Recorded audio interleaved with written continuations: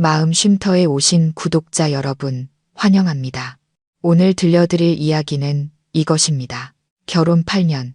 남편은 단 한 번도 저를 시부모님께 소개해 주지 않았습니다. 어느 날, 저는 몰래 시댁 주소를 찾아갔습니다. 그리고 그 집의 문을 두드린 순간, 제 눈앞에 벌어진 광경에 온몸이 그대로 굳어버렸습니다. 바로 오늘이 저희의 8주년 결혼 기념일이었거든요. 8년. 한 사람의 인생에서 4분의 1을 차지하는 시간. 갓 태어난 아이가 그를 깨우치고도 남을 시간이죠. 하지만 저는 여전히 제 결혼 생활이 새벽 안개처럼 막막하게만 느껴졌습니다. 제 이름은 수진입니다. 어쩌면 제 인생도 이름처럼 안개 속에 갇혀 있었는지도 모르겠습니다. 저는 촛불과 꽃, 그리고 남편 지훈 씨가 가장 좋아하는 레드 와인으로 근사한 저녁 식사를 준비했습니다. 이 기회를 빌려 우리 두 사람 사이에 점점 차가워지는 감정을 다시 데워보고 싶었거든요. 지훈 씨는 평소보다 늦은 저녁 7시에 집에 돌아왔습니다. 그는 넥타이를 느슨하게 풀며 피곤한 기색을 감추지 못했습니다. 제가 차린 식탁을 힐끗 보더니 단 1초 만에 시선을 거두며 말하더군요. 뭐하러 돈 쓰게 이런 걸 준비했어? 그의 말은 한겨울 찬물처럼 제가 애써 지피려던 작은 불씨를 단번에 꺼뜨렸습니다. 저는 억지로 미소를 지으며 다정한 목소리를 유지하려 애썼습니다. 그래도 우리 8주년이잖아. 얼른 씻고 와. 저녁 먹자. 식사는 침묵 속에서 이루어졌습니다. 오직 접시에 부딪히는 포크와 나이프 소리만이 귀를 날카롭게 파고들었죠. 이 침묵은 지난 몇 년간 우리 집의 익숙한 풍경이 되어버렸습니다. 남편은 고개를 숙인 채 밥만 먹었고 가끔씩 스마트폰으로 업무 관련 뉴스를 확인했습니다. 저는 제 앞에 앉은 남자를 바라보았습니다. 한때 온 마음을 다해 사랑했던 남자. 제 남편으로 선택했던 그 사람이 이제는 무서울 정도로 낯설게 느껴졌습니다. 지난 8년간 저는 아내로서의 역할을 충실히 해왔습니다. 살림도 완벽했고 대외적으로도 부족함이 없었죠. 하지만 이 결혼 생활에는 제가 결코 건드릴 수 없는 가장 큰 그림자가 있었습니다. 바로 그의 가족이었습니다. 저는 깊은 숨을 한번 들이쉬고 포크를 내려놓았습니다. 이제는 확실히 이야기해야 할 때라고 결심했습니다. 지훈 씨, 할 얘기가 있어. 지훈 씨는 고개를 들었지만 시선은 여전히 스마트폰 화면에 고정되어 있었습니다. 응, 해봐. 저는 최대한 평온한 목소리로 말했습니다. 다음 달이 아버님 기일이잖아. 8년이나 됐는데 이제는 나도 파주에 한번 내려가서 아버님께 향이라도 하나 피워야 하지 않을까 싶어. 나도 이 집 며느리인데. 지훈 씨의 말에 따르면 그의 아버지는 5년 전에 돌아가셨습니다. 하지만 그 5년 동안 저는 단 한 번도 그의 고향에 내려가 며느리의 도리를 다할 수 없었습니다. 파주라는 두 글자를 듣자마자 지훈 씨는 스마트폰을 테이블에 탁 소리가 나게 내려놓았습니다. 그는 미간을 찌푸리며 짜증 섞인 목소리로 말했습니다. 내가 몇 번이나 말했어. 어머니 건강도 안 좋으시고 워낙 보수적이셔서 낯선 사람 만나는 거 불편해 하신다고. 당신 거기 내려가 봤자 어머니만 더 피곤하게 만드는 거야. 저는 씁쓸하게 되받아쳤습니다. 하지만 난 당신 아내지. 낯선 사람이 아니잖아. 8년이면 옆집 이웃도 얼굴을 익히는데 어떻게 시어머니가 며느리를 못 만나? 지훈 씨는 언성을 높이기 시작했습니다. 우리 엄마는 다른 분들과 달라. 1년 내내 몸이 안 좋으셔서 거동도 불편하고 누구 와서 귀찮게 하는 거 싫어하신다고. 당신은 그냥 서울에서 우리 생활이나 잘하면 되는 거야. 더는 나 좀 힘들게 하지 마. 내가 당신을 힘들게 한다고. 저는 실소를 터뜨렸지만 눈물은 이미 턱 밑까지 차올랐습니다. 지난 8년간 난 내 결혼 생활에서 이방인처럼 살았어. 내 친구들은 다들 시댁이랑 왕래하는데 나만 시부모님과 찍은 사진 한 장 없어. 내 기분이 어떨지 생각해 본 적 있어? 지훈 씨는 길게 한숨을 쉬었습니다. 그는 자리에서 일어나 창가로 걸어가더니 제게 등을 돌린 채 말했습니다. 쓸데없는 생각하지 마. 고향 집안일은 내가 알아서 할게. 나 피곤해서 먼저 들어간다. 그는 저를 혼자 남겨두고 방으로 들어가 버렸습니다. 차갑게 식어버린 기념일 저녁 식사처럼 제 마음도 꽁꽁 얼어붙었습니다. 저는 오랫동안 그 자리에 앉아 가물거리다 쓰러져가는 촛불을 바라보았습니다. 8년의 결혼 생활 동안 저는 그저 아내라는 이름표를 단 타인이었다는 것을 깨달았습니다. 저는 말없이 식탁을 치웠습니다. 정성껏 만든 음식들은 거의 그대로 남아 있었죠. 저는 그 음식들을 모두 쓰레기 봉투에 쏟아부었습니다. 마치 의미 없이 흘러가 버린 제 8년의 청춘을 버리고 싶은 것처럼요. 그날 밤 저는 지훈 씨에게 등을 돌리고 누워 잠든 척했지만 눈물은 조용히 베개를 적셨습니다. 8년 전 우리의 결혼식 기억이 갑자기 생생하게 떠올랐습니다. 그건 아주 급하게 그리고 아주 단출하게 치러진 결혼식이었습니다. 저는 흔한 웨딩 사진 한 장 제대로 찍지 못했고 그날 입었던 웨딩드레스도 제가 직접 대여한 것이었죠. 제가 시부모님에 대해 물었을 때 그는 두 분 모두 고향에서 편찮으셔서 서울에 올라오실 수 없다고 했습니다. 나중에 건강이 좋아지시면 꼭 저를 데리고 내려가 인사시키겠다고 약속했죠. 그 약속을 저는 8년 내내 기다렸습니다. 제 결혼식은 이상할 정도로 썰렁했습니다. 시댁 쪽 친척은 아무도 없었고 지훈 씨의 친한 친구 몇 명만이 자리를 지켰습니다. 저는 스스로를 위로했습니다. 서로 사랑하기만 하면 그런 형식적인 건 중요하지 않아. 하지만 그건 제 착각이었습니다. 제 의심이 하루 이틀 사이에 생긴 것은 아니었습니다. 그 의심은 아주 오래전부터 지훈 씨의 정기적인 출장에서부터 시작되었습니다. 그는 매달 5일만 되면 의뢰 가방을 싸서 2박 3일 일정으로 집을 나섰습니다. 처음에는 지방 거래처를 만나러 간다고 했습니다. 저는 한치의 의심도 없이 그 말을 믿었죠. 하지만 마치 생체 주기처럼 하루도 틀리지 않는 그 규칙성이 무언가 잘못되었다는 느낌을 주기 시작했습니다. 무슨 출장이 그렇게 주기적으로 있단 말인가요? 이번에도 그가 주말에 출장을 가야 한다고 했을 때 저는 그의 옷가지를 가방에 챙겨주었습니다. 마지막 셔츠를 접어 넣으려던 순간 침대 밑 깊숙한 곳에 숨겨진 아주 큰 상자가 눈에 띄었습니다. 호기심에 상자를 꺼내보니 그건 아주 정교하고 비싼 레고 우주선 모델이었습니다. 저는 그 모델을 알고 있었습니다. 가격이 100만 원에 가까웠죠. 제가 놀라서 물었습니다. 이거 누구 주려고 이렇게 큰 걸 샀어?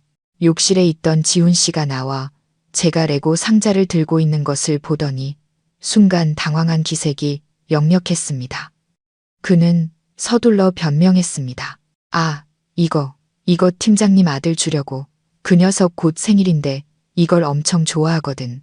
이럴 때 윗사람한테 잘 보여야지. 안 그래? 저는 어색하게 웃었지만 마음속에는 큰 물음표가 떠올랐습니다. 어떤 상사 아들이기에 이렇게까지 챙긴단 말인가? 지훈 씨는 아부를 잘하는 성격이 아니었고 그의 월급 수준이 상사 아들 생일 선물로 100만 원을 선뜻 쓸 만큼 넉넉하지도 않았습니다. 저는 상자를 제자리에 놓으며 말했습니다. 선물이 너무 비싸다. 괜히 다른 생각하신다고 오해하시겠어.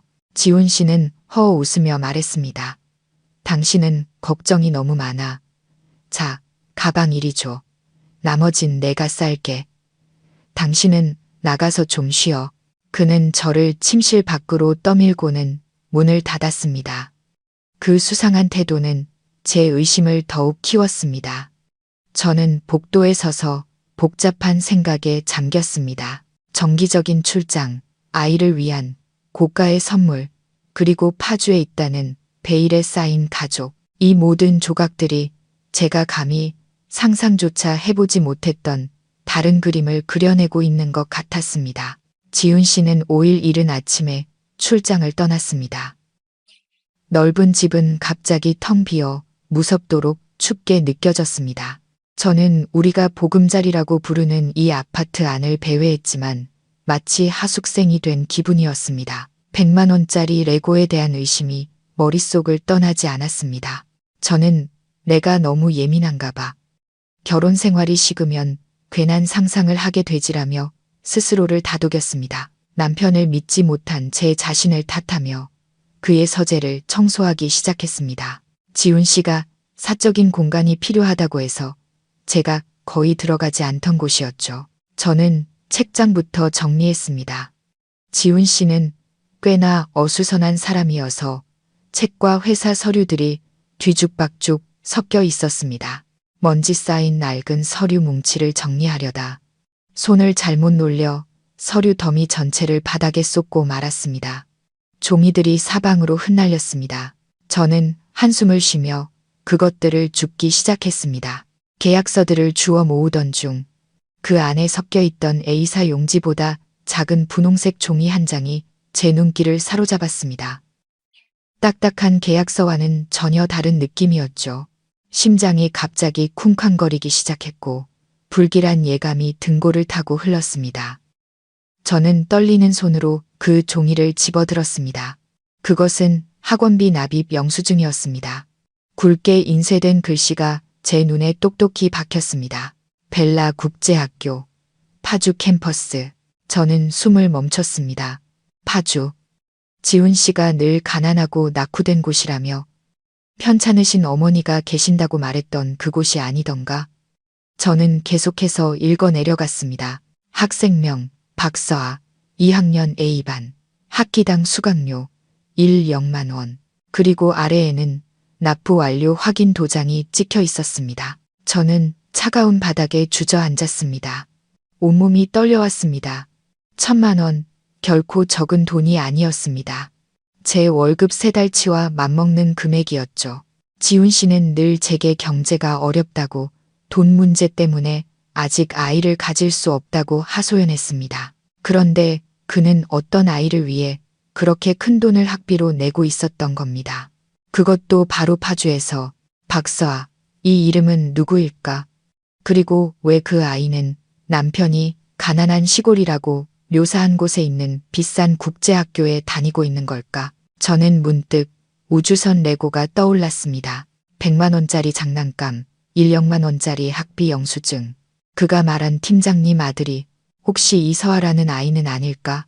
하지만 상사의 자녀라면 왜 서울에서 수백 킬로미터 떨어진 파주에서 학교를 다닐까? 아니면 친척 아이. 하지만 어떤 친척이기에 지훈 씨가 이렇게까지 뒷바라지를 한단 말인가? 기억을 더듬어 봤지만 지난 8년간 지훈 씨는 서아라는 이름의 친척을 단 한 번도 언급한 적이 없었습니다. 이 모순된 상황에 숨이 막혔습니다. 지난 8년간 저는 한 푼이라도 아끼며 이 가정을 위해 헌신했습니다. 개인적인 취미도 포기했고 비싼 옷 한 벌 마음 놓고 사지 못했습니다. 그런데 그는 그 돈으로 무엇을 하고 있었던 걸까요? 누구를 위해 쓰고 있었던 걸까요? 저는 서둘러 스마트폰을 꺼내 영수증을 선명하게 찍었습니다. 그리고 모든 것을 원래 자리에 돌려놓으며 흔적을 남기지 않으려 애썼습니다. 지훈 씨가 제가 이 사실을 알게 해서는 안 됐습니다. 제 스스로 진실을 찾아내야만 했습니다. 여전히 떨리는 손으로 스마트폰을 쥔 채 저는 남편의 서재에 멍하니 앉아 있었습니다. 학비 영수증이 제 마음을 불태우는 것 같았습니다. 저는 모든 상황을 다시 한번 정리해 보았습니다. 거짓말은 너무나 명백했습니다. 가난하고 낙후된 군에 국제학교가 있을 리가 없었습니다. 확인해 봐야 했습니다. 더 이상 이런 기만 속에서 단 1초도 살 수 없었습니다. 저는 떨리는 손으로 노트북을 열고 검색창에 파주 2글자를 입력했습니다. 지난 8년간 제 머릿속의 파주는 비포장 흙길이 질퍽하고 늙고 병들고 보수적인 시어머니가 하루하루를 힘겹게 살아가는 외딴 시골이었습니다. 제가 시댁에 가보고 싶다는 뜻을 비칠 때마다 지훈 씨가 제 머릿속에 심어놓은 이미지였죠. 저는 숨죽여 검색 결과를 기다렸습니다. 화면에 나타난 내용에 저는 할 말을 잃었습니다. 수많은 뉴스 기사와 사진, 심지어 관광 및 부동산 홍보 영상까지 나타났습니다. 제 심장이 트는 것 같았습니다. 파주는 가난한 시골이 아니었습니다. 유명한 생태 관광지 옆에 자리 잡은 번화한 위성도시였습니다. 기사 제목들이 제 눈을 강타했습니다. 수조원대 프로젝트로 탈바꿈하는 파주시, 수도권 서북부 최고의 주거지, 온정 신도시, 외국인 투자 유치 활발, 각종 개발 호재 잇따라 저는 이미지 탭을 클릭했습니다. 고층 건물들이 빽빽하게 들어서 있고 호숫가를 따라 고급스러운 빌라 단지가 펼쳐져 있었으며 화려한 불빛의 쇼핑몰들이 보였습니다. 그리고 저기 제 눈에 들어왔습니다. 벨라 국제학교 파주 캠퍼스, 온정 신도시 단지 안에 위풍당당하게 서 있는 그 학교는 제가 방금 발견한 영수증 속 로고와 똑같았습니다. 저는 철저하고 잔인하게 속아왔던 겁니다. 저는 컴퓨터 앞에 망연자실하게 앉아 있었습니다. 지난 8년간 그는 완벽한 장막을 치고 제 눈을 가렸습니다. 왜 거짓말을 해야만 했을까? 고향이 그렇게 부유하고 현대적이라면 왜 저에게 숨겨야 했을까? 혹시 저를 부끄러워했던 걸까? 평범한 출신의 아내가 그곳에 발을 들일 자격이 없다고 생각한 걸까? 아니면 제가 어머니의 삶을 방해할까봐 두려웠던 걸까? 저는 울음을 터뜨렸습니다. 억울함과 배신감에 눈물이 쏟아졌습니다. 질투 때문이 아니었습니다. 지난 8년간 사랑하는 사람에게 조종당한 바보가 된 것 같아 눈물이 났습니다. 그가 말했죠. 어머니는 보수적이라 낯선 사람을 만나기 싫어하셔. 설마 그 낯선 사람이 법적인 며느리인 바로 저를 의미했던 걸까요? 가슴이 찢어질 듯 아팠습니다. 저는 심호흡을 하며 눈물을 닦았습니다. 지금은 약하게 울고 있을 때가 아니라는 것을 깨달았습니다. 진실 전부를 알아야 했습니다. 파주가 부유하다면 그의 부모님은 대체 어떤 분들일까? 왜 아버지의 죽음에 대해 거짓말을 했을까? 왜 어머니는 저를 만나고 싶어 하지 않을까? 그리고 박서아라는 저 아이는 도대체 누구일까? 지난 8년간 억눌렸던 분노와 호기심이 맹렬하게 타올랐습니다. 더 이상 가만히 앉아 있을 수 없었습니다. 파주에 대한 진실은 밝혀졌지만 그것은 수천 개의 새로운 질문을 낳았을 뿐입니다. 더 많은 증거를 찾아야 했습니다. 저는 지훈 씨의 서재로 달려가 주위를 둘러보았습니다. 문득 그의 책상 맨 아래 서랍이 떠올랐습니다. 그 서랍은 항상 잠겨 있었습니다. 청소하다가 무심코 만져본 적도 몇 번 있었고 호기심에 그 안에 무엇이 들었냐고 물어본 적도 있었죠. 그는 그저 웃으며 제 머리를 쓰다듬고는 말했습니다. 회사 1급 비밀 문서야. 절대 보면 안 돼. 다정하면서도 단호한 그의 말투에 저는 그 말을 철석같이 믿었습니다. 중요한 계약서나 사업 기밀이라고 생각했죠. 하지만 이제 저는 그가 하는 어떤 말도 믿을 수 없었습니다. 그 서랍에는 분명 무언가 있었습니다. 저에게는 열쇠가 없었습니다. 저는 침실로 달려가 잡동사니 상자를 뒤져 머리핀 하나를 꺼냈습니다. 핀을 구부려 영화에서 본 것처럼 자물쇠 구멍을 쑤셔보았지만 꿈쩍도 하지 않았습니다. 무력감에 더욱 화가 치밀었습니다. 결국 저는 열쇠 수리공을 부르기로 했습니다. 인터넷에서 출장, 열쇠, 수리 업체를 찾아 중요한 서류 서랍 열쇠를 잃어버렸으니 급히 열어달라고 거짓말을 했습니다. 다행히 30분 만에 젊은 기사님이 도착했습니다. 그는 아주 전문적으로 몇 번의 조작만으로 완고하던 자물쇠를 열었습니다. 저는 돈을 지불하고 서둘러 그를 배웅한 뒤 방으로 달려와 문을 잠갔습니다. 심장이 미친 듯이 뛰었습니다. 떨리는 손으로 서랍을 열었습니다. 안에는 빼곡한 글씨의 회사 서류가 아니었습니다. 맨 위에는 무섭도록 익숙한 붉은색 표지의 서류철이 있었습니다. 저는 떨면서 그것을 집어들었습니다. 부동산 등기부 등본. 저는 그것을 펼쳤습니다. 온몸에 피가 차갑게 식는 것 같았습니다. 주소는 파주시 운정신도시 꽃길 18번지, 그리고 소유자란에는 박건우, 김미경이라는 이름이 적혀 있었습니다. 박건우, 김미경, 바로 지훈 씨가 제게 말해줬던 시아버지와 시어머니의 이름이었습니다. 저는 그 자리에 얼어붙었습니다. 그의 아버지는 5년 전에 돌아가셨다고 했습니다. 그런데 왜 아직 등기부 등본에 이름이 남아있는 걸까? 낡은 서류라서 그런가? 하지만 왜 이렇게까지 굳게 잠가두어야 했을까? 등기부 등본 아래에는 몇 장의 은행 서류와 낡아서 누렇게 변한 메모지 한 장이 있었습니다. 지훈 씨의 익숙한 필체가 보였습니다. 운정신도시 꽃길 18, 파주. 바로 이거였습니다. 이것이 그의 진짜 가족 주소였습니다. 그가 언젠가 얼버무렸던 막연한 시골 주소가 아니었습니다. 저는 바닥에 주저앉았습니다. 역겨운 감정이 목구멍까지 차올랐습니다. 그는 너무나 정교한 연극을 꾸몄습니다. 부모님 명의로 된 파주에 호화로운 빌라가 있었고 그곳에 사는 아이의 국제학교 학비를 내주고 있었습니다. 그런데 그의 8년차 아내인 저는 완벽하게 눈이 가려져 있었던 겁니다. 저는 서둘러 등기부 등본과 메모지를 모두 사진으로 찍었습니다. 그리고 모든 것을 조심스럽게 제자리에 돌려놓았습니다. 아까 그 기사님이 새 자물쇠로 바꿔주고 열쇠를 주었기에 저는 서랍을 원래대로 잠갔습니다. 저는 깨달았습니다. 그는 단지 저를 속인 것이 아니었습니다. 그는 아마도 이중 생활을 하고 있었던 겁니다. 며칠 후 지훈 씨는 정기적인 출장에서 돌아왔습니다. 그는 여전히 피곤한 얼굴로 힘든 업무와 까다로운 고객에 대해 불평을 늘어놓았습니다. 자기 집에서 곧 폭풍이 몰아칠 것이라는 사실은 꿈에도 모른 채 말이죠.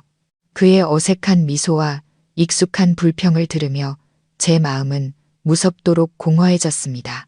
이 남자와 8년을 함께 살았지만 저는 그를 한 번도 제대로 이해한 적이 없었던 것 같습니다. 다행히 바로 다음 주 회사에서 지훈 씨를 진짜 출장 보냈습니다. 부산으로 5일간 시장 조사를 가는 것이었는데 제가 그의 옷을 다려주다 우연히 회사 출장 명령서를 보게 되었습니다.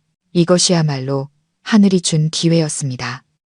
그가 이 소식을 전했을 때 저는 아쉬운 척했지만 속으로는 쾌재를 불렀습니다. 저도 제 계획을 시작했습니다.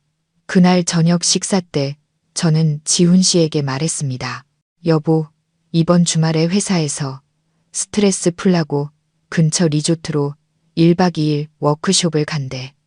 나 신청해도 될까? 요즘 너무 스트레스 받아서.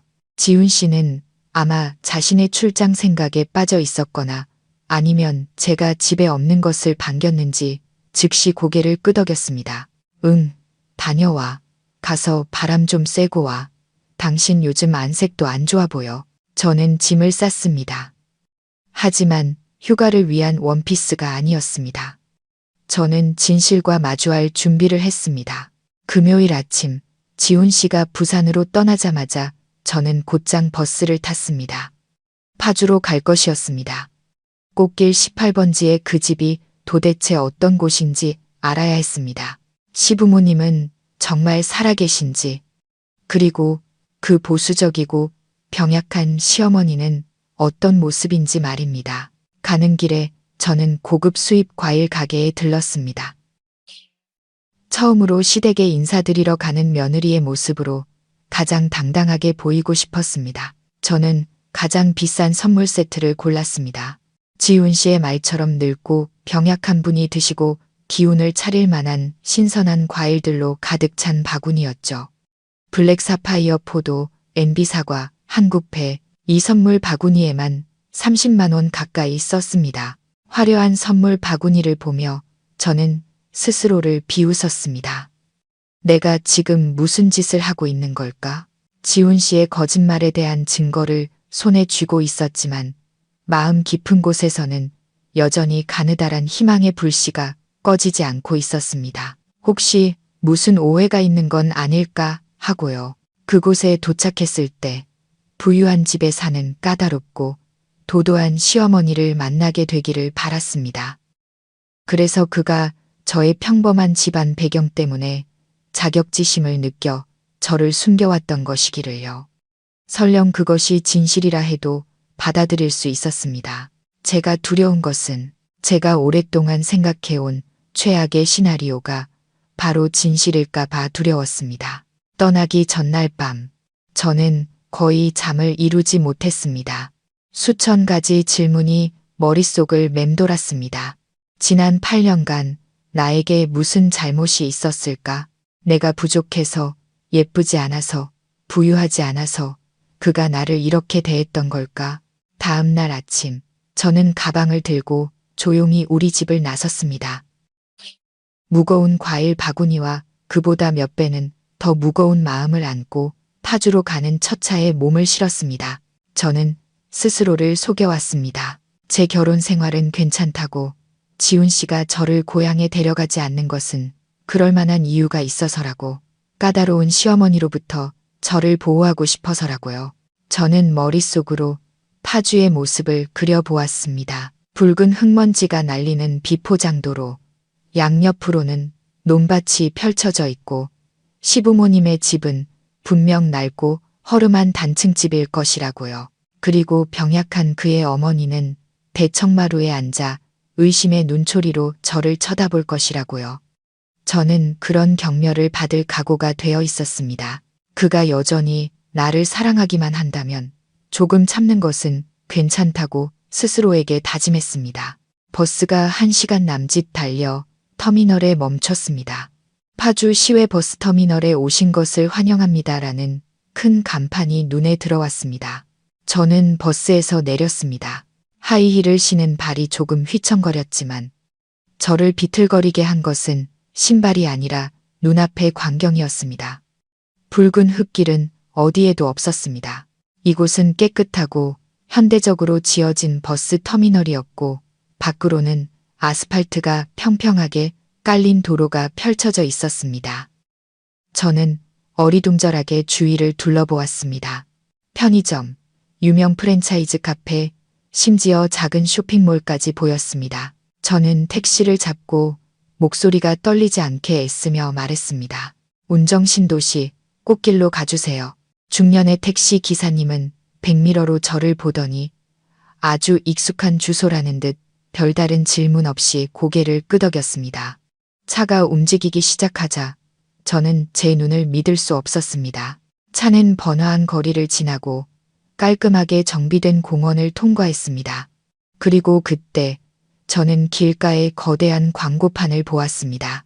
벨라 국제학교 파주 캠퍼스. 심장이 누군가에게 꽉 쥐어진 듯 답답해졌습니다. 지훈 씨의 서재에서 발견한 0만 원짜리 영수증은 가짜가 아니었습니다. 그것은 실제했습니다. 남편이 묘사했던 그 가난한 시골에 이렇게 위풍당당하게 존재하고 있었습니다. 이 거짓말은 너무나 거대하고 정교했습니다. 이곳의 공기는 놀랍도록 시원하고 맑았습니다. 저는 지훈 씨가 왜 이렇게 살기 좋은 곳을 숨겨야만 했는지 의아했습니다. 우리는 대리석으로 만든 웅장한 정문을 지났습니다. 금색 글씨로 운정신도시라고 새겨져 있었죠. 택시 기사님은 견고한 경비 초소 앞에 차를 세웠습니다. 베이지색 유니폼을 입은 경비원이 나와 창문을 가볍게 두드렸습니다. 꽃길 18번지 방문객입니다. 경비원은 뒷좌석에 앉은 저와 옆에 놓인 화려한 선물 바구니를 힐끗 보더니 고개를 끄덕이고는 차단기를 열어주었습니다. 차가 천천히 안으로 들어섰습니다. 마치 다른 세상에 들어온 것 같았습니다. 이곳은 거의 절대적인 고요함이 흘렀습니다. 오직 새들의 지저귐과 나뭇잎 사이를 스치는 바람 소리만이 들렸습니다. 빌라들은 서로 가까이 붙어 있었지만 사생활을 보호할 수 있을 만큼 충분히 떨어져 있었습니다. 각 집은 정교하게 관리된 정원을 갖춘 건축 예술 작품 같았습니다. 저는 생각했습니다.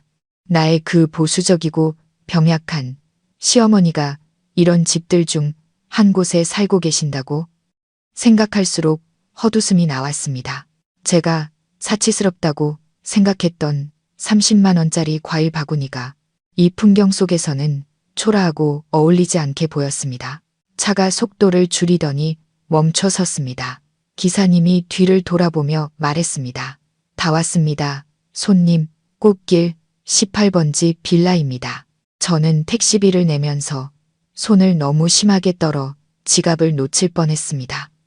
깊은 숨을 한번 들이쉬고 과일 바구니를 안고 차에서 내렸습니다.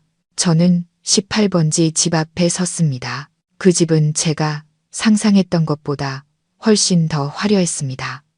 고전적인 프랑스 건축 양식의 3층짜리 크림색 빌라였습니다. 검은색의 정교한 철제 대문은 견고하고 위엄이 넘쳤습니다. 안쪽으로는 온갖 종류의 장미가 만발한 정원이 보였습니다. 저는 그 자리에 넋을 잃고 서 있었습니다. 이 집은 아마 수십억 원은 좋게 나갈 것 같았습니다. 이곳이 지훈 씨가 자란 곳일까? 아니면 그의 부모님이 노후를 보내는 곳일까?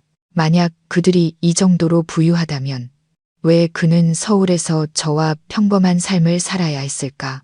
왜 우리가 첫 아파트를 살 때 우리 집에 재정적 지원을 받아야 했을까? 질문들이 꼬리에 꼬리를 물고 제 마음을 파고들었고 점점 더 두려워졌습니다. 제가 곧 마주할 진실은 부유함에 대한 거짓말보다 훨씬 더 끔찍할지도 모른다는 예감이 들었습니다. 저는 심호흡을 하며 미친 듯이 뛰는 심장을 진정시키려 애썼습니다. 8년, 당당한 소개를 기다린 8년. 시댁에 대한 막연함 속에서 살아온 8년. 오늘 저는 제 손으로 그 비밀의 장막을 걷어낼 것입니다. 그 뒤에 무엇이 있든 상관없었습니다. 제 떨리는 손이 정교하게 조각된 구리 초인종으로 향했습니다. 차갑고 무거운 손가락으로 버튼을 눌렀습니다. 맑고 청아한 딩동 소리가 울려 퍼졌습니다. 그 소리는 맑았지만 제게는 곧 닥칠 폭풍을 알리는 천둥 소리처럼 들렸습니다. 저는 숨을 죽이고 귀를 기울였습니다. 공간은 여전히 무서울 정도로 조용했습니다. 바람 소리, 새 소리, 그리고 제 심장 소리만이 들렸습니다. 10초, 30초. 그때 안에서 발소리가 들려왔습니다. 가벼운 발걸음이 빌라 안쪽에서 다가오고 있었습니다. 저는 어색한 미소와 인사를 준비했습니다. 늙고 병약한 할머니 혹은 부유하고 도도한 사모님을 맞이할 준비를요. 하지만 제 앞에 나타난 사람은 저를 그 자리에 얼어붙게 만들었습니다. 문 앞에 서 있는 사람은 노부인이 아니었습니다. 저와 나이가 비슷하거나 조금 더 어려 보이는 젊은 여자였습니다.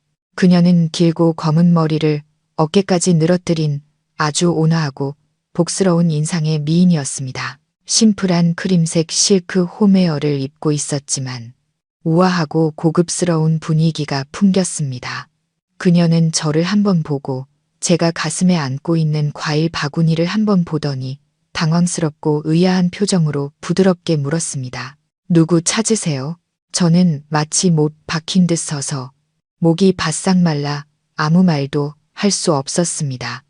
정신을 차리고 집을 잘못 찾아왔다거나 배달원이라는 핑계를 대려던 찰나 안에서 맑은 아이의 목소리가 들려왔습니다. 엄마, 누구 왔어? 제 심장이 절벽 아래로 곤두박질 치는 것 같았습니다. 엄마라는 그 한마디. 집 안에서 작은 여자아이가 뛰어나왔습니다. 아이는 분홍색 공주 드레스를 입고 있었고 부드러운 머리카락을 양 갈래로 예쁘게 묶고 있었습니다. 아이는 여자에게 달려가 다리를 붙잡고는 몸을 반쯤 숨긴 채 크고 동그란 검은 눈으로 저를 호기심 어리게 쳐다보았습니다. 그 눈, 저는 숨이 부었습니다. 그 눈은 지훈 씨와 똑 닮아 있었습니다. 그리고 작고 예쁜 인매도요. 아이가 살짝 미소 지을 때 그것은 마치 제 남편의 축소판 같았습니다.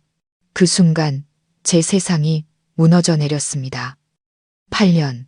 이 아이는 대략 7, 8살쯤 되어 보였습니다. 제 결혼 생활 8년과 정확히 일치했습니다. 국제학교 영수증의 박사와 우주선 레고, 흩어져 있던 조각들이 순식간에 맞춰지며 믿을 수 없을 만큼 잔인하고 선명한 그림을 완성했습니다. 여자는 제가 미동도 없이 창백하게 굳어 있는 것을 보고는 걱정스럽게 다시 물었습니다. 저기요, 괜찮으세요? 누구 찾으시는데요? 30만 원짜리 과일 바구니가 제 손에서 미끄러져 떨어졌습니다. 비싼 NB 사과와 검고 윤기 나는 포도송이들이 값비싼 대리석 바닥 위로 굴러다녔습니다. 아깝다는 생각조차 들지 않았습니다. 머릿속이 하얗게 비어버린 기분이었습니다. 지난 8년간 나는 그의 인생에서 무엇이었을까? 비싼 사과와 배가 대리석 바닥 위로 굴러다녔습니다. 그것들은 마치 저처럼 긴 길을 달려 이곳에 와서 잔인한 진실을 목격하고 있었습니다. 여자는 저와 흩어진 과일들을 번갈아 보더니 당황한 표정이 진심 어린 걱정으로 바뀌었습니다. 그녀는 서둘러 문 밖으로 나와 제 과일을 주워주려 허리를 숙였습니다. 저기요, 정말 괜찮으세요? 과일 다 떨어졌는데 일단 집으로 들어와서 물이라도 한잔 하세요. 누구 찾으시는데 집을 잘못 찾아오신 건 아니고요. 이런 상황에서 그녀가 보여주는 친절이 저를 더욱 고통스럽게 했습니다. 이곳에는 마땅히 늙고 까다로운 시어머니가 있어야 했습니다. 저는 의심과 경멸의 눈초리를 받아야 했지. 이런 다정한 걱정을 받아서는 안 됐습니다. 여자아이 서아는 여전히 엄마 다리 뒤에 숨어 작은 목소리로 말했습니다. 엄마, 저 아줌마 과일 다 떨어졌어. 저는 덮쳐오는 현기증을 애써 밀어내며 심호흡을 했습니다. 여기서 쓰러질 수는 없었습니다. 진실을 알아야만 했습니다. 저는 눈앞의 여자를 똑바로 쳐다보며 있는 힘을 다해 한 글자 한 글자 내뱉었습니다. 제 목소리는 떨렸고 제 것 같지 않게 낯설었습니다. 저 집 잘못 찾아온 거 아니에요. 박건우 어르신이나 아니면 지훈 씨 좀 만나러 왔어요. 지훈이라는 이름이 제 입에서 나오는 순간 여자의 걱정스러운 미소가 얼굴에서 굳어지는 것을 보았습니다. 그녀의 눈빛이 저를 살피는 의심으로 바뀌었습니다. 하지만 아이는 달랐습니다. 지훈이라는 이름을 듣자마자 아이가 환호성을 질렀습니다. 와, 엄마, 누가 아빠 찾으러 왔어. 아이의 그 한마디는 제게 남은 마지막 희망의 조각마저 산산조각 내는 망치질 같았습니다. 아빠. 그렇다면 지훈 씨가 바로 이 아이의 아빠였습니다. 더 이상 의심할 여지가 없었습니다. 저는 그 여자를 똑바로 쳐다보았습니다. 눈물이 터져 나오기 시작했지만 제 목소리는 이상할 정도로 단호해졌습니다. 제 이름은 수진이에요. 저는 지훈 씨 아내입니다. 우리 결혼한 지 8년 됐어요. 공기가 무겁게 내려앉았습니다.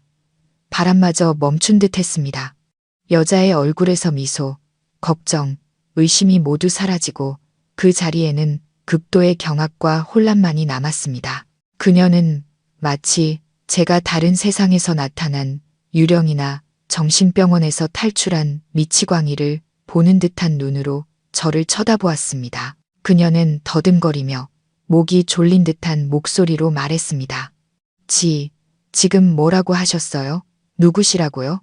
그녀는 한 걸음 뒤로 물러서며 무의식적으로 딸을 보호하려는 듯 더 가까이 끌어당겼습니다.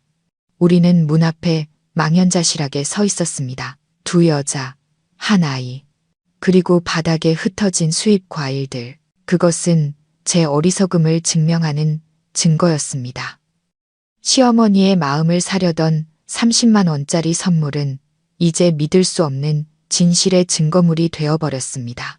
아이 서아는 긴장된 분위기를 감지했는지 더 이상 제잘거리지 않고 엄마 다리를 꼭 껴안은 채 겁에 질린 눈으로 저를 쳐다볼 뿐이었습니다. 그 여자가 먼저 정신을 차렸습니다.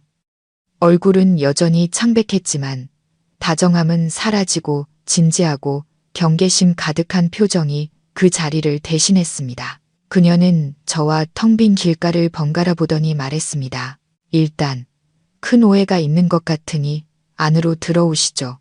밖에서 이야기할 문제는 아닌 것 같네요. 그것은 초대가 아니라 명령이었습니다.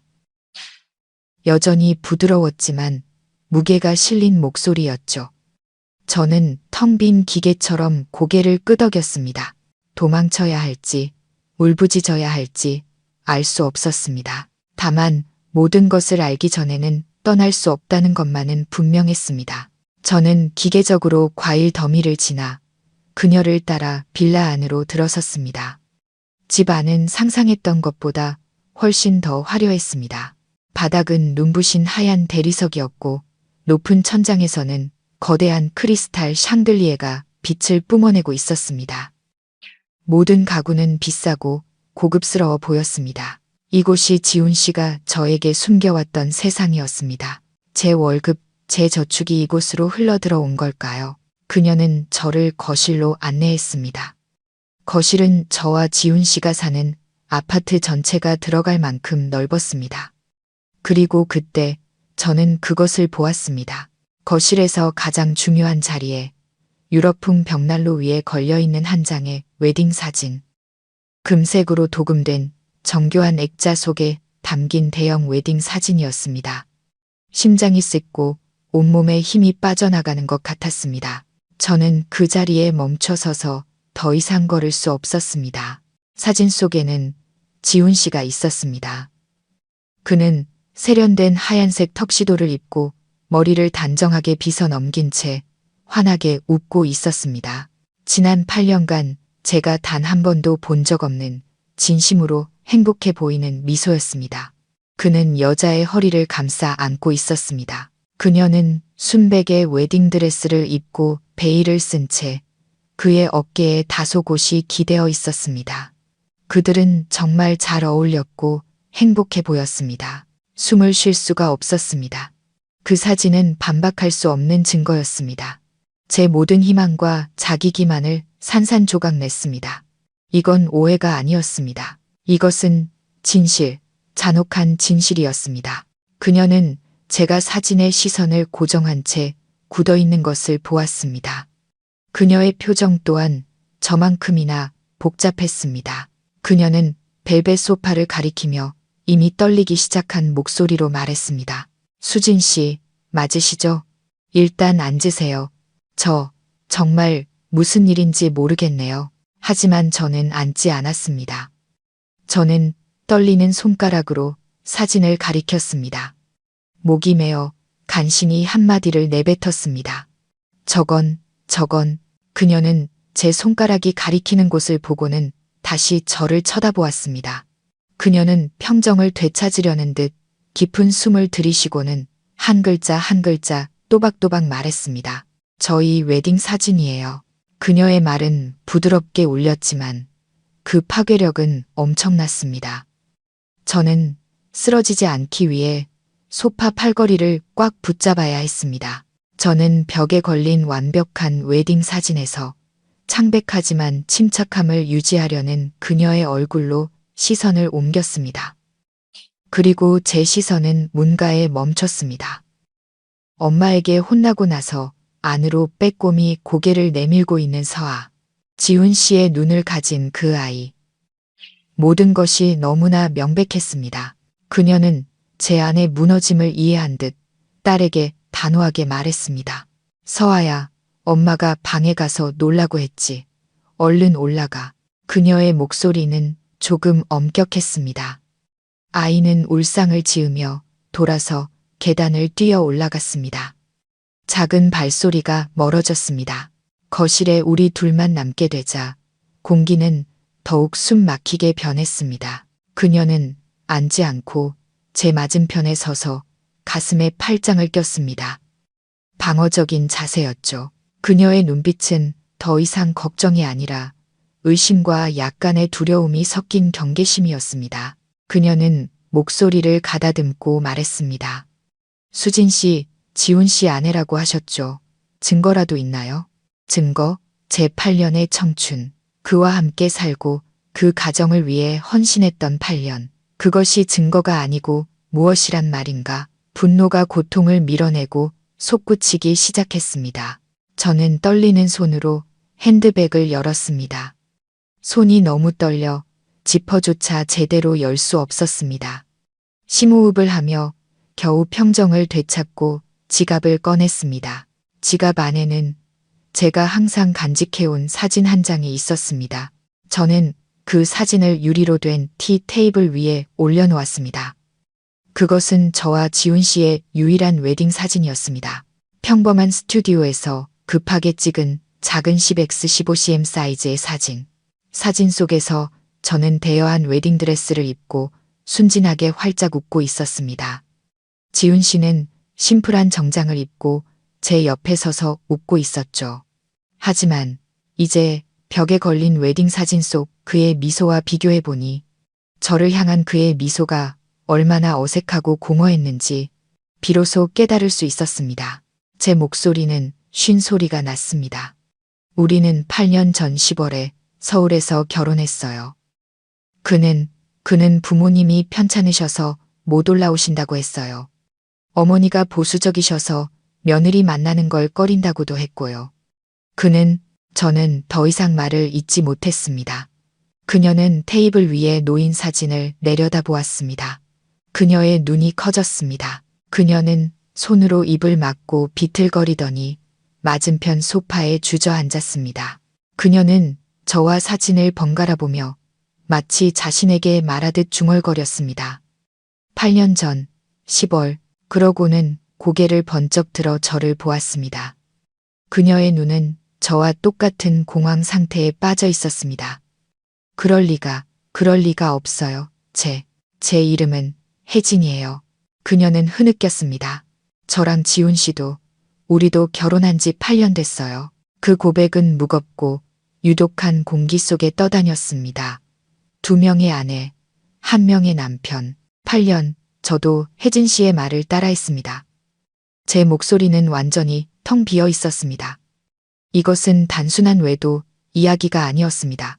그가 저에게 실증이 나서 다른 사람을 찾은 것이 아니었습니다.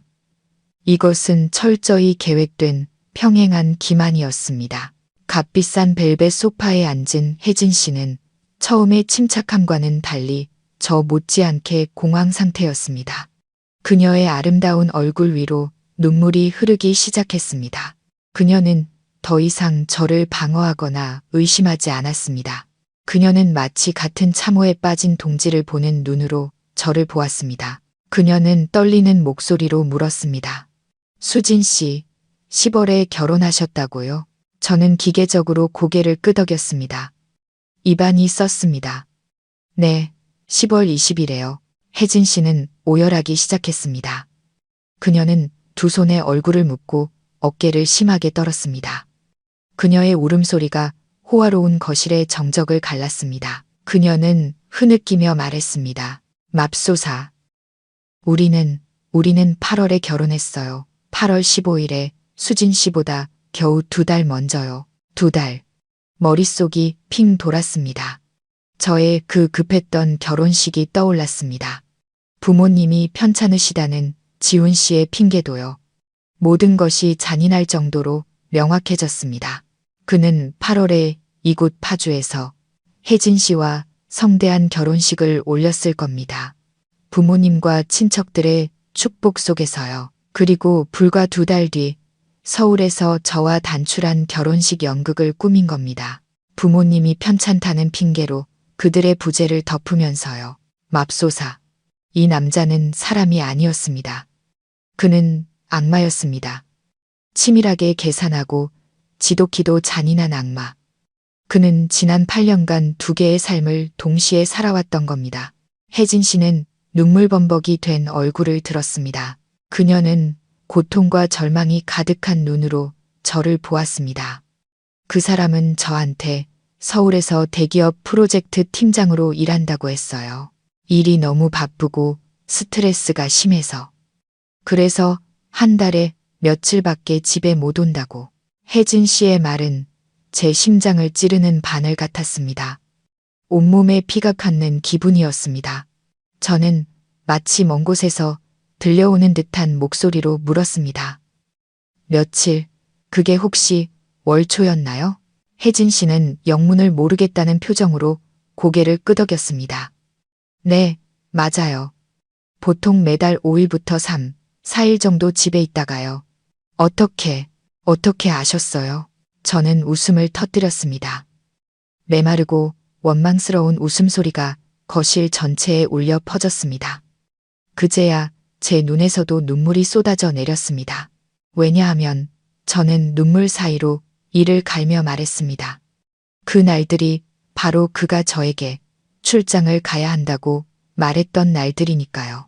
우리는 서로를 바라보았습니다. 완전히 다른 두 세계에 살았지만 같은 남자에게 속아온 두 여자, 가난한 시골은 그가 저에게 한 거짓말이었습니다. 바쁜 출장은 그가 그녀에게 한 거짓말이었습니다. 그는 두 개의 완벽한 가정을 꾸렸고 아마도 한 아내의 돈으로 다른 아내의 삶을 부양했을 겁니다. 출장에 대한 진실은 우리 두 사람 모두에게 깊은 상처를 남기는 칼날 같았습니다. 저는 제가 증오해야 마땅할 여자 혜진 씨를 보았습니다. 하지만 지금 그녀의 눈에서는 저와 똑같은 공황과 무너짐만이 보였습니다. 우리 둘 다 너무나 정교한 연극의 희생자였습니다. 화려하고 웅장한 이 거실이 갑자기 숨막히게 답답해졌습니다. 저는 더 알아야 했습니다. 진실이 아무리 잔인하더라도 모든 것을 알아야만 했습니다. 저는 마지막 희망의 끈, 여전히 제 머릿속에서 모순으로 남아있는 한 가지 세부사항에 매달렸습니다. 저는 떨리는 목소리로 물었습니다. 그럼 그의 부모님은요? 박건우, 김미경 어르신 말이에요. 지훈 씨는 어머니가 아주 편찮으시고 보수적이셔서 저를 만나기 싫어한다고 했어요. 혹시 그래서 저를 숨긴 건 아닐까요? 그분들 이 집에 어디 계세요? 저는 2층을 올려다보며 연로한 할머니 한 분이 내려오시길 바랐습니다. 하지만 혜진 씨는 저보다 더 혼란스러운 눈으로 저를 보았습니다. 그녀는 더듬거리며 말했습니다. 부모님, 무슨 부모님이요? 혜진 씨의 어리둥절한 반응에 등골이 오싹해졌습니다. 저는 말했습니다. 우리 시부모님이요. 박건우 어르신과 김미경 여사님이요. 이 집 등기부등본에서 두 분 성함을 봤어요. 혜진 씨는 갑자기 무언가 더 끔찍한 것을 깨달은 듯 굳어버렸습니다. 그녀는 저를 동정 어린 눈으로 보더니 고개를 세차게 저었습니다. 그녀의 목소리는 속삭임 같았습니다. 수진 씨, 지훈 씨의 양부모님이 박건우, 김미경 어르신인 건 맞아요. 하지만 혜진 씨는 마치 앞으로 할 말이 너무나 감당하기 힘든 것처럼 깊은 숨을 들이쉬었습니다. 하지만 그분들 돌아가셨어요. 저는 망연자실했습니다. 돌아가셨다고요? 그럴 리가. 지훈 씨는 저한테 어머니가 편찮으시다고. 혜진 씨는 제 말을 끊었습니다. 그녀의 목소리에는 비통함이 가득했습니다. 5년 전에 교통사고로 돌아가셨어요. 5년, 저는 한 걸음 뒤로 물러서다 하마터면 넘어질 뻔했습니다.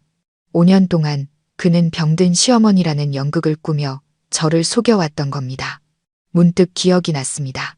저는 매달 그에게 크지 않은 돈, 약 50만 원을 주었습니다. 어머님 약 사드시고 보신하시라고 드리는 용돈이라고 말했죠. 그는 단 한 번도 거절한 적이 없었습니다. 그는 항상 그 돈을 받으며 제 머리를 쓰다듬고 말했습니다. 당신은 정말 착한 며느리야.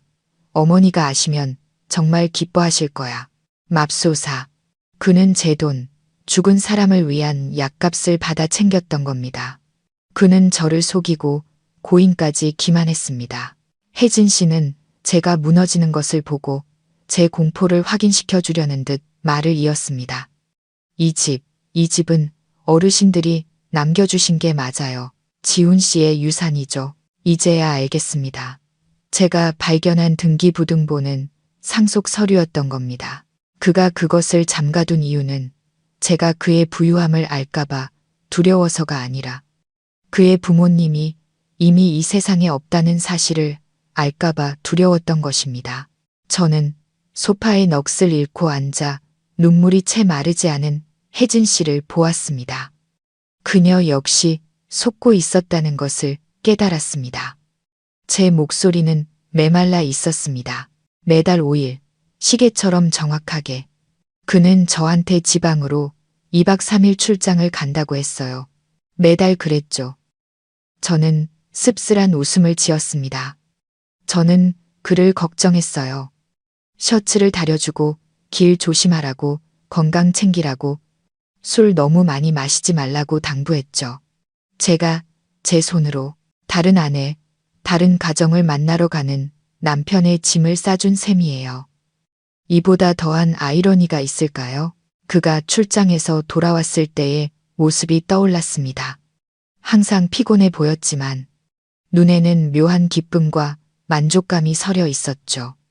저는 그게 일이 잘 풀려서 그런 줄 알았습니다. 이제야 알겠습니다. 그건 진짜 보금자리에서 막 돌아온 남자의 기쁨이었습니다. 혜진 씨도 저 못지않게 공황 상태에 빠진 눈으로 저를 올려다보았습니다. 그녀는 떨리는 목소리로 말했습니다. 그는 저한테 자기가 대기업 프로젝트 팀장이라고 했어요. 서울에서의 일이 너무 스트레스 받고 힘들어서 매달 5일만 손꼽아 기다린다고요.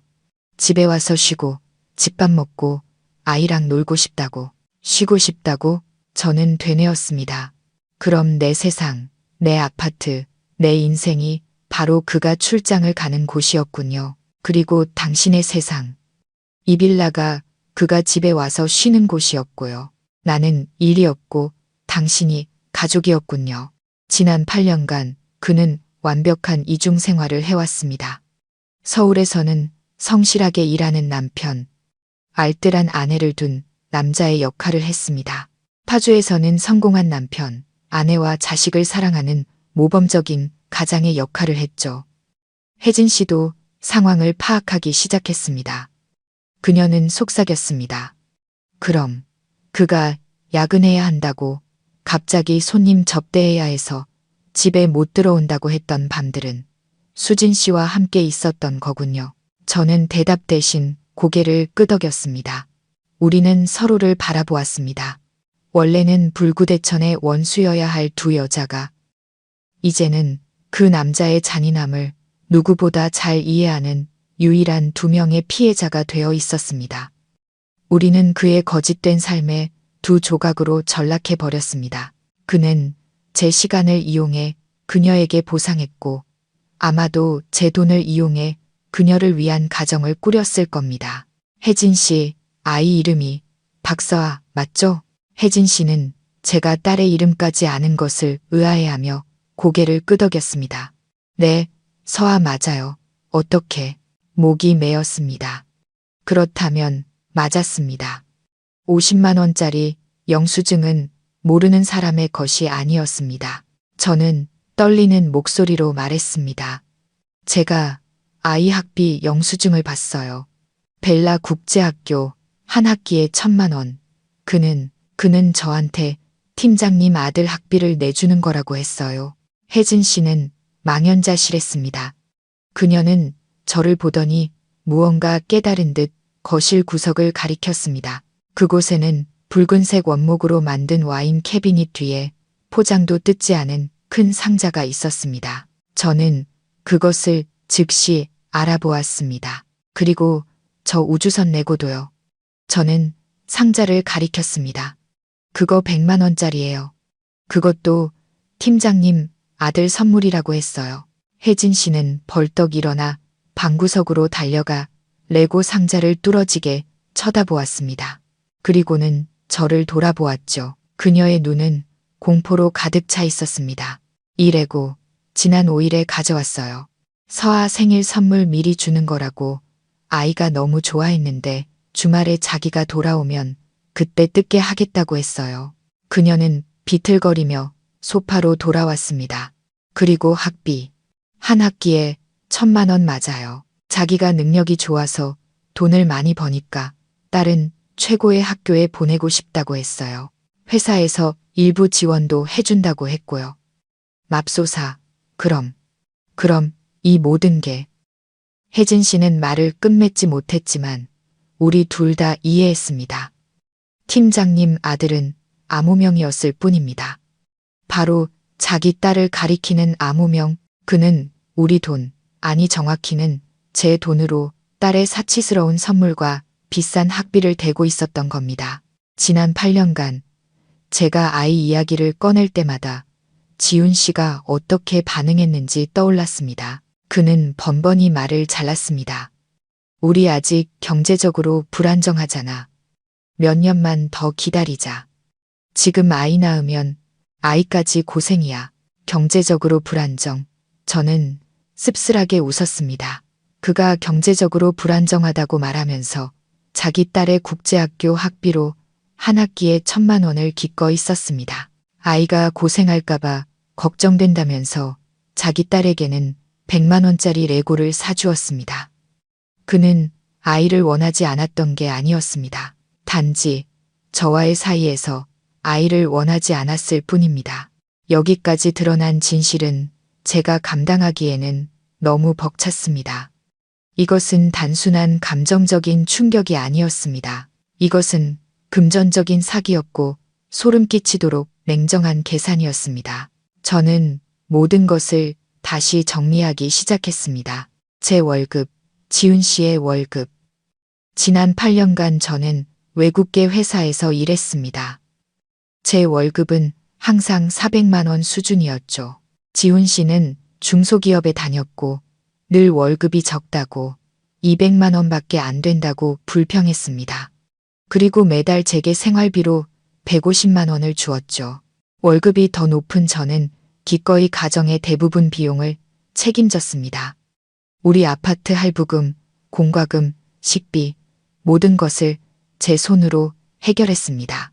저는 그것이 아내의 책임이고 가정을 꾸리기 위한 희생이라고 생각했습니다. 그의 남은 월급과 제 월급의 일부를 우리는 미래를 위해, 나중에 태어날 아이를 위해 함께 저축하고 있다고 믿었습니다.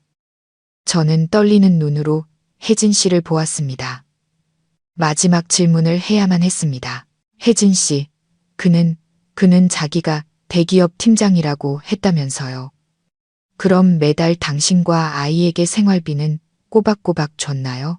혜진 씨는 눈물이 그렁그렁한 채로 고개를 끄덕였습니다. 그녀는 순진하게 말했습니다. 그럼요. 지훈 씨는 저랑 서아를 정말 아껴요. 매달 400만 원씩 줬어요. 생활비랑 서아 학비. 그리고 제가 쇼핑하고 싶은 거 있으면 마음껏 하라고요.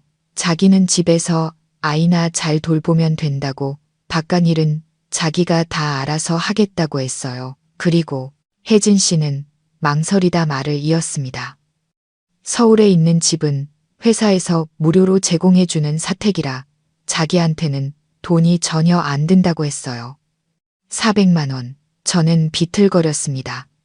온 세상이 제 눈앞에서 빙빙 도는 것 같았습니다. 400만 원.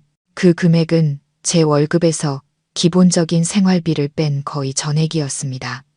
저는 문득 깨달았습니다. 저는 아내가 아니었습니다. 저는 ATM 기계, 완벽한 현금 인출기였습니다. 그는 월급이 적다는 거짓말로 제가 서울에서의 모든 비용을 자발적으로 부담하게 만들었습니다. 그는 회사에서 집을 제공해준다는 거짓말로 혜진 씨가 그가 돈 쓸 일이 없다고 믿게 만들었습니다. 그리고 그는 제 월급 전액과 제가 추측컨대 절대 200만 원이 아닐 그의 진짜 월급을 합쳐 이곳에서 혜진 씨와 서아의 호화로운 삶을 부양했던 겁니다. 저는 밥도 하고 빨래도 하고 심지어 그가 출장 갈 때 입을 옷까지 다려주는 ATM 기계였습니다. 저는 청춘을 바치고 한 푼 두 푼 아끼고 아이 갖는 것까지 미루면서 제 피땀 흘려 번 돈으로 남편의 다른 아내와 딸을 먹여 살렸던 겁니다. 혜진 씨도 제 분석을 듣고는 경악했습니다. 그녀는 죄책감 가득한 눈으로 저를 보았습니다.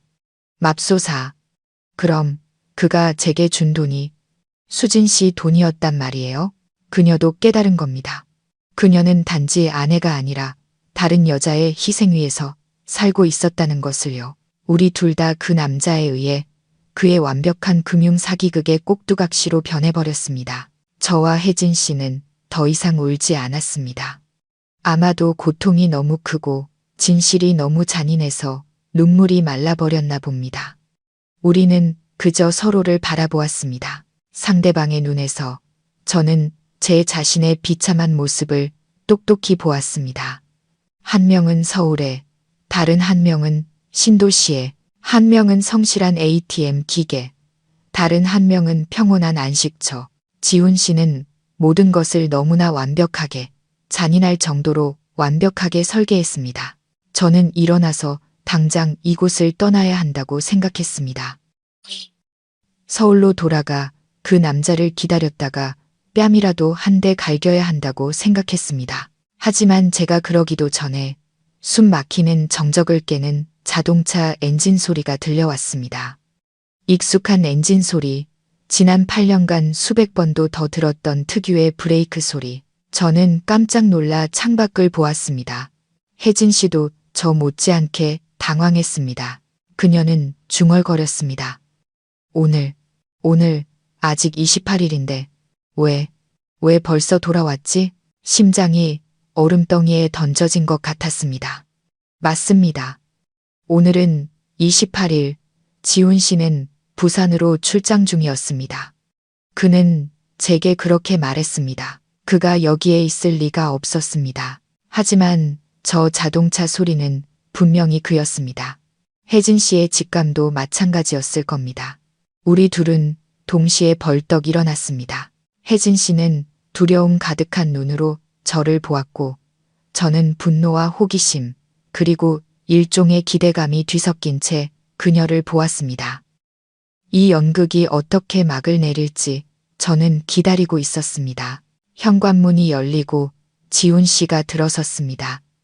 그는 바로 이틀 전 밤 제 손으로 직접 다려준 남색 정장을 그대로 입고 있었습니다. 손에는 익숙한 가죽 서류 가방을 들고 있었죠. 그는 약간 피곤해 보였지만 입가에는 옅은 미소가 걸려 있었습니다. 일을 마치고 자신의 보금자리로 돌아온 남자의 미소였습니다. 그가 나지막한 목소리로 입을 열었습니다. 나와 그의 말은 중간에 끊겼습니다. 입가의 미소가 그대로 얼어붙었습니다.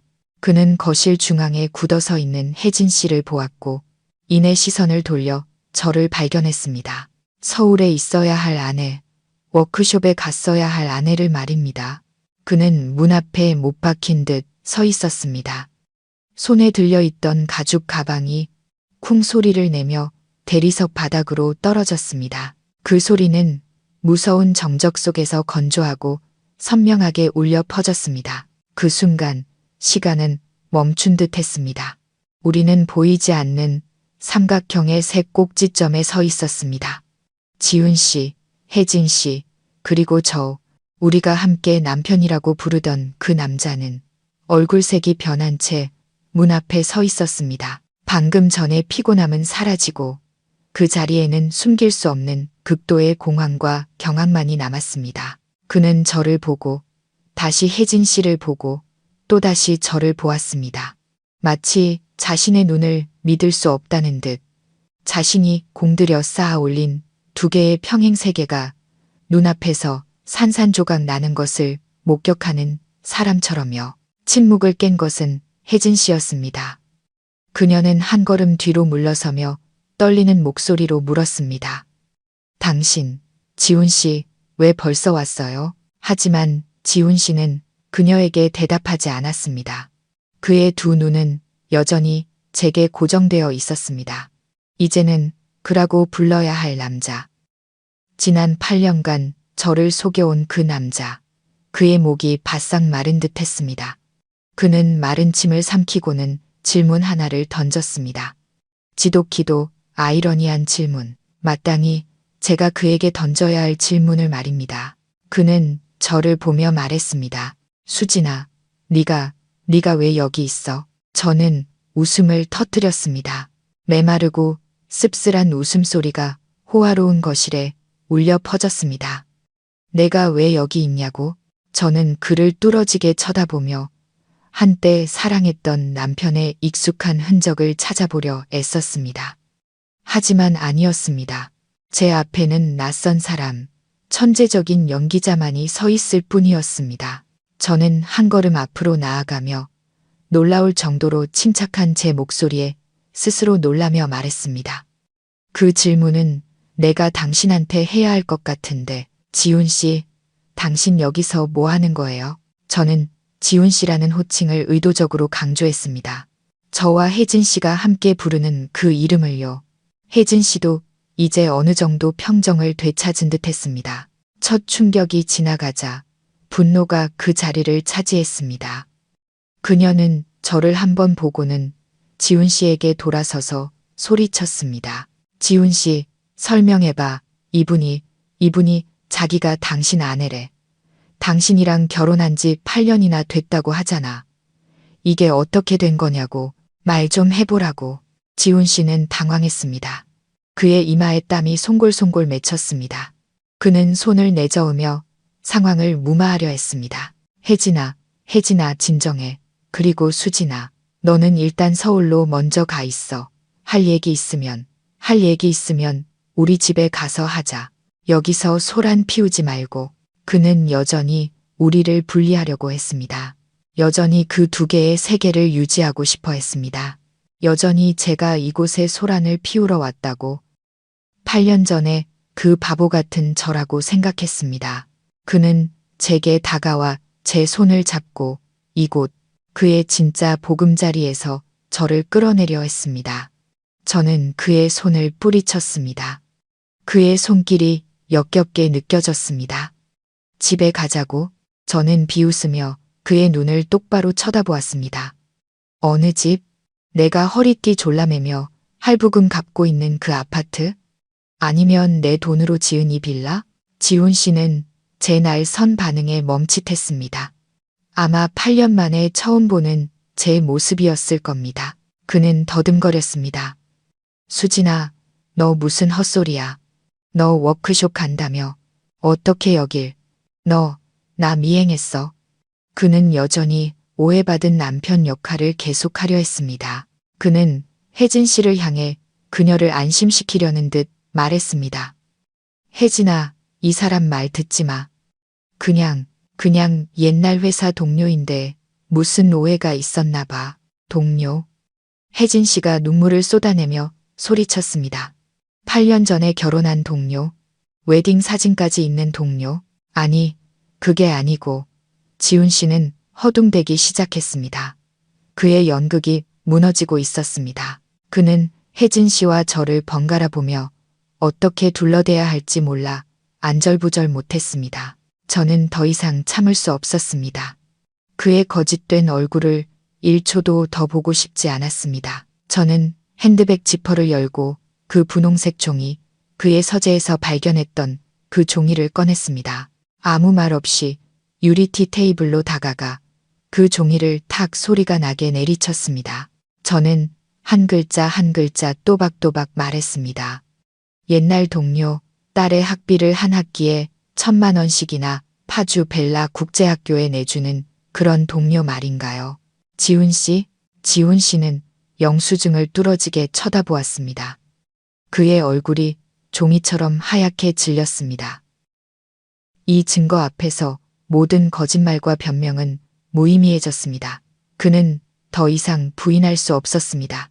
혜진 씨도 다가와 영수증을 내려다 보았습니다. 그녀는 그 위에 적힌 이름, 박서아를 크게 읽었습니다. 그리고는 저를 보고 다시 지훈 씨를 보았습니다. 그녀는 이제 이해했습니다. 딸의 학비, 이 호화로운 삶을 유지하는 돈이 어디서 왔는지를요. 바로 그녀 앞에 서 있는 이 여자에게서 왔다는 것을 지훈 씨는 비틀거렸습니다. 그는 몇 걸음 뒤로 물러나더니 값비싼 가죽 안락의자에 주저앉았습니다. 그는 저를 보지도 혜진 씨를 보지도 않았습니다. 그는 두 손에 얼굴을 묻었고 어깨를 떨었습니다. 그가 울고 있는지 아니면 다음 거짓말을 생각하고 있는지 알 수 없었습니다. 방은 벽에 걸린 괴종시계의 똑딱거리는 소리와 혜진 씨의 흐느낌이 들릴 정도로 조용해졌습니다. 침묵을 깬 것은 혜진 씨였습니다. 그녀는 지훈 씨 앞으로 다가가 떨리지만 분노에 찬 목소리로 말했습니다. 왜 그랬어요, 지훈 씨? 왜 저한테 이렇게 했어요? 왜 저랑 이분을 둘 다 속였어요? 지난 8년간 우리를 뭐라고 생각한 거예요? 지훈 씨가 천천히 고개를 들었습니다. 그 순간 저는 더 이상 그를 알아볼 수 없었습니다. 공황도 두려움도 사라진 그의 얼굴에는 피로와 체념만이 남아 있었습니다. 그는 혜진 씨를 보고 다시 저를 보았습니다. 그 눈빛은 무서울 정도로 차가웠습니다. 그는 한숨을 내쉬고는 얼음장처럼 차가운 목소리로 말했습니다. 그래, 다 사실이야. 더 이상 변명할 것도 없어. 그의 담담한 인정은 수천 마디의 변명보다 우리를 더 고통스럽게 했습니다. 혜진 씨는 울부짖었습니다. 당신은 인간도 아니야. 이 사기꾼. 지훈 씨는 갑자기 입꼬리를 올리며 비웃었습니다. 피곤하고 뻔뻔하기 짝이 없는 미소였습니다. 사기꾼, 아니, 난 아무도 속이지 않았어.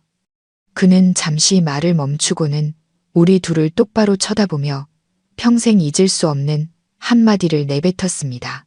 난 둘 다 사랑했어. 사랑. 그 신성한 단어가 그의 입에서 나오자 역겹게 들렸습니다. 이걸 사랑이라고 부르는 거예요? 지훈 씨는 고개를 끄덕였습니다. 그는 마치 모든 것을 잃은 사람처럼 평정을 되찾은 듯 했습니다. 그는 연설을 시작했습니다. 그는 혜진 씨를 보며 눈에 잠시 다정함을 담았습니다. 혜진이, 넌 나에게 진정한 가정을 줬어. 착한 딸을 낳아줬고 집에 돌아와 쉴 수 있다는 느낌, 가장이라는 느낌을 줬지. 그리고 그는 저에게로 고개를 돌렸습니다. 그 다정함은 사라지고 차가운 계산만이 남았습니다.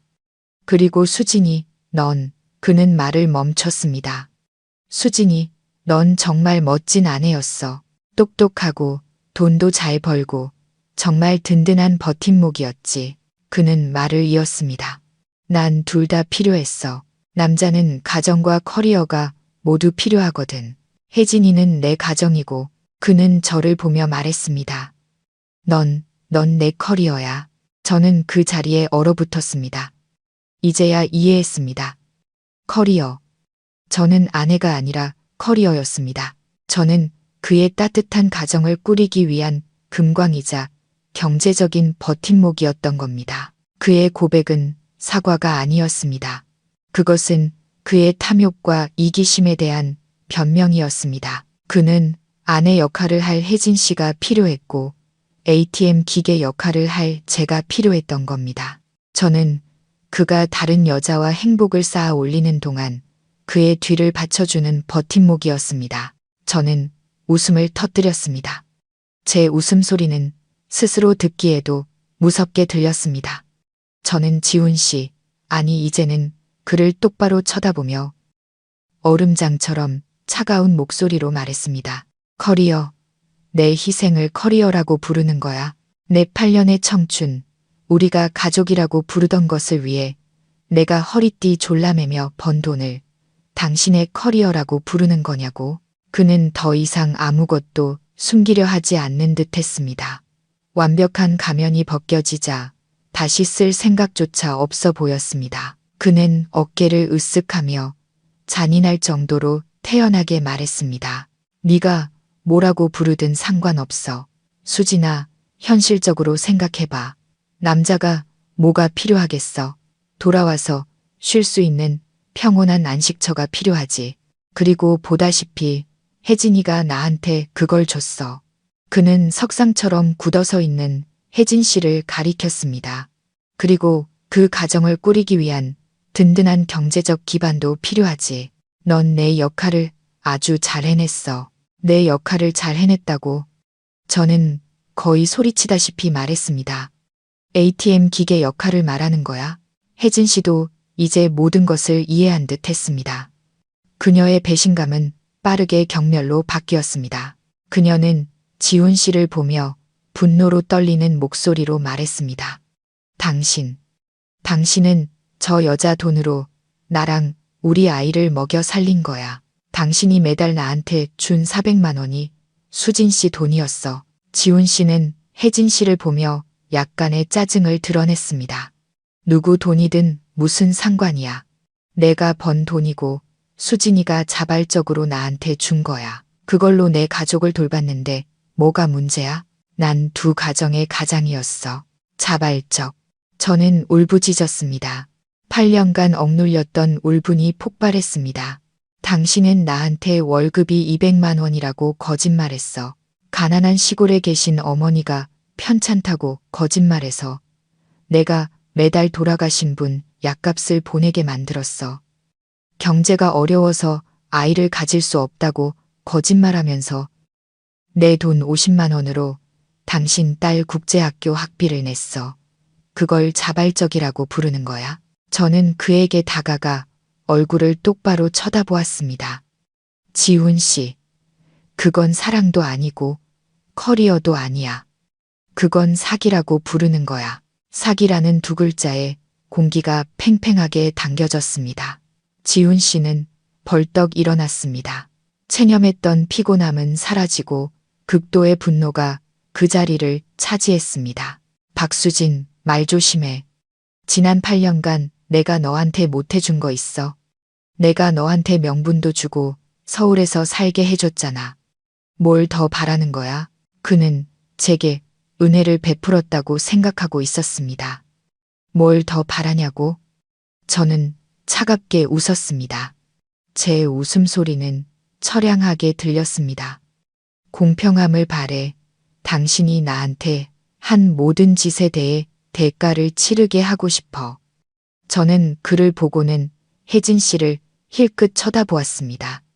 혜진 씨가 이 진실을 마주할 용기가 있는지 몰랐지만 저는 있었습니다. 저는 벼랑 끝에 몰렸습니다. 더 이상 잃을 것이 없었습니다. 지훈 씨, 당신이 뭔데? 당신이 무슨 옛날 왕이라도 되는 줄 알아? 지금이 21세기야. 당신이 법을 피해갈 수 있을 거라고 생각해? 그 말을 들은 지훈 씨는 잠시 멈칫하더니 이내 비웃음 가득한 오만한 웃음을 터뜨렸습니다. 고소? 내가 날 무슨 죄로 고소해? 널 너무 사랑한 죄? 너한테 너무 잘해준 죄? 그는 여전히 제가 화가 나서 약하게 핥히는 새끼 고양이라고 생각했습니다. 여전히 제 손에 아무것도 없다고 생각했죠. 하지만 저는 그와 혜진 씨의 웨딩 사진을 보았습니다. 그들의 결혼식이 8월에 있었다는 것도 알았죠. 저는 심호흡을 하며 목소리가 떨리지 않게 애썼습니다. 단호해야 했습니다. 저는 한 글자 한 글자 또박또박 말했습니다. 난 당신을 사기 및 재산 편취 혐의로 고소할 거야. 그리고 잠시 멈춘 뒤 그의 비웃는 눈을 똑바로 쳐다보며 말했습니다. 그리고 중혼죄로도 고소할 거야. 중혼죄라는 세 글자가 호화로운 거실에 울려 퍼졌습니다. 그것은 마치 폭탄과도 같았습니다. 혜진 씨도 그 말을 듣고는 얼굴이 하얗게 질렸습니다. 그녀는 문제의 심각성을 이해했습니다. 중혼은 감옥에 갈 수 있는 범죄였습니다. 지훈 씨의 비웃던 얼굴이 즉시 굳어졌습니다. 그의 얼굴에서 오만함이 순식간에 사라졌습니다. 그는 더 이상 웃지 않았습니다. 그는 저를 뚫어지게 쳐다보며 의심스러운 눈초리로 눈을 가늘게 떴습니다. 너 지금 뭐라고 했어? 그의 목소리가 약간 변했습니다. 더 이상 저를 뻔뻔하게 수진아라고 부르지 않았습니다. 잘 안 들려요. 저는 제가 우위에 있다는 것을 느꼈습니다. 당신은 8월에 혜진 씨와 결혼했고 10월에 저와 결혼했어요. 같은 해에 우리 둘 다 당신의 합법적인 아내죠. 당신은 심각한 법률 위반을 한 거예요. 알겠어요? 저는 확신했습니다. 저의 혼인 신고서는 집 금고에 잘 보관되어 있었습니다.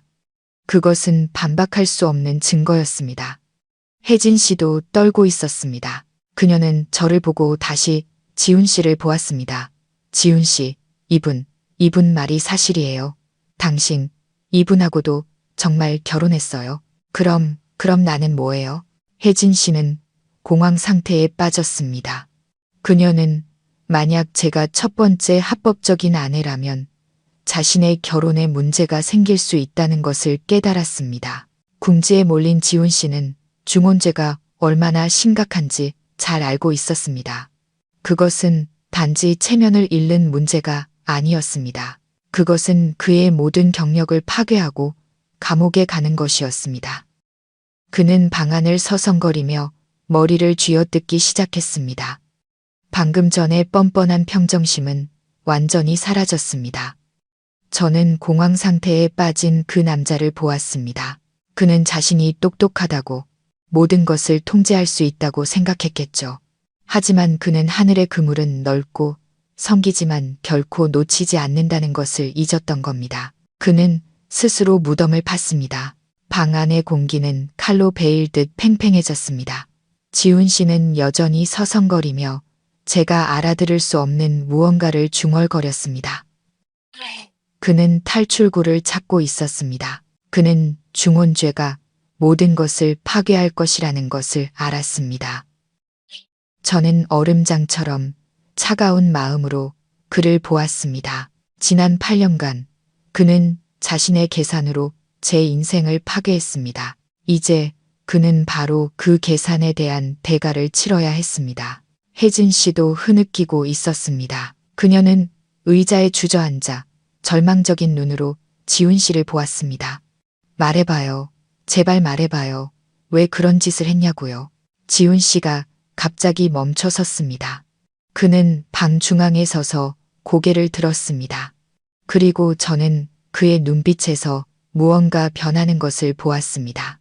공포는 사라지고 그 자리에는 미소, 아기와 동정이 뒤섞인 섬뜩한 미소가 떠올랐습니다. 그것은 제가 결코 예상치 못했던 마지막 비밀, 마지막 히든카드를 쥔 자의 미소였습니다. 그가 갑자기 웃음을 터뜨렸습니다.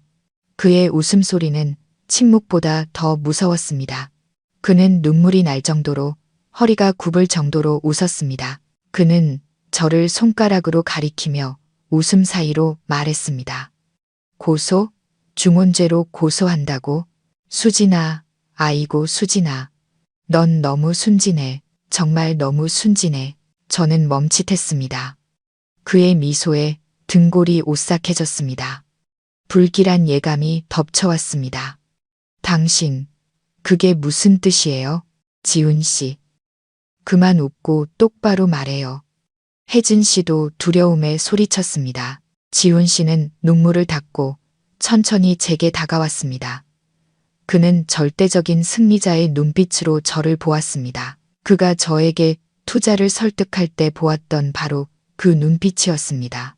네가 무슨 자격으로 날 중혼죄로 고소해, 수진아. 그는 으르렁거렸습니다. 네가 무슨 자격으로, 무슨 자격이냐고요? 저는 분노했지만 마음속에서는 혼란이 일기 시작했습니다. 나는 당신의 합법적인 아내예요. 우리 혼인 신고서도 있잖아요. 집에 있어요. 내가 가져와서 보여줄게요. 그는 다시 크게 웃었습니다. 야만적인 웃음소리였습니다. 혼인 신고서? 네가 금고 안에 넣어둔 그 휴지 조각 말하는 거야? 저는 망연자실했습니다. 휴지 조각, 당신, 지금 뭐라고 했어요? 뭐가 휴지 조각이라는 거예요? 지훈 씨가 제 귀에 바싹 다가왔습니다.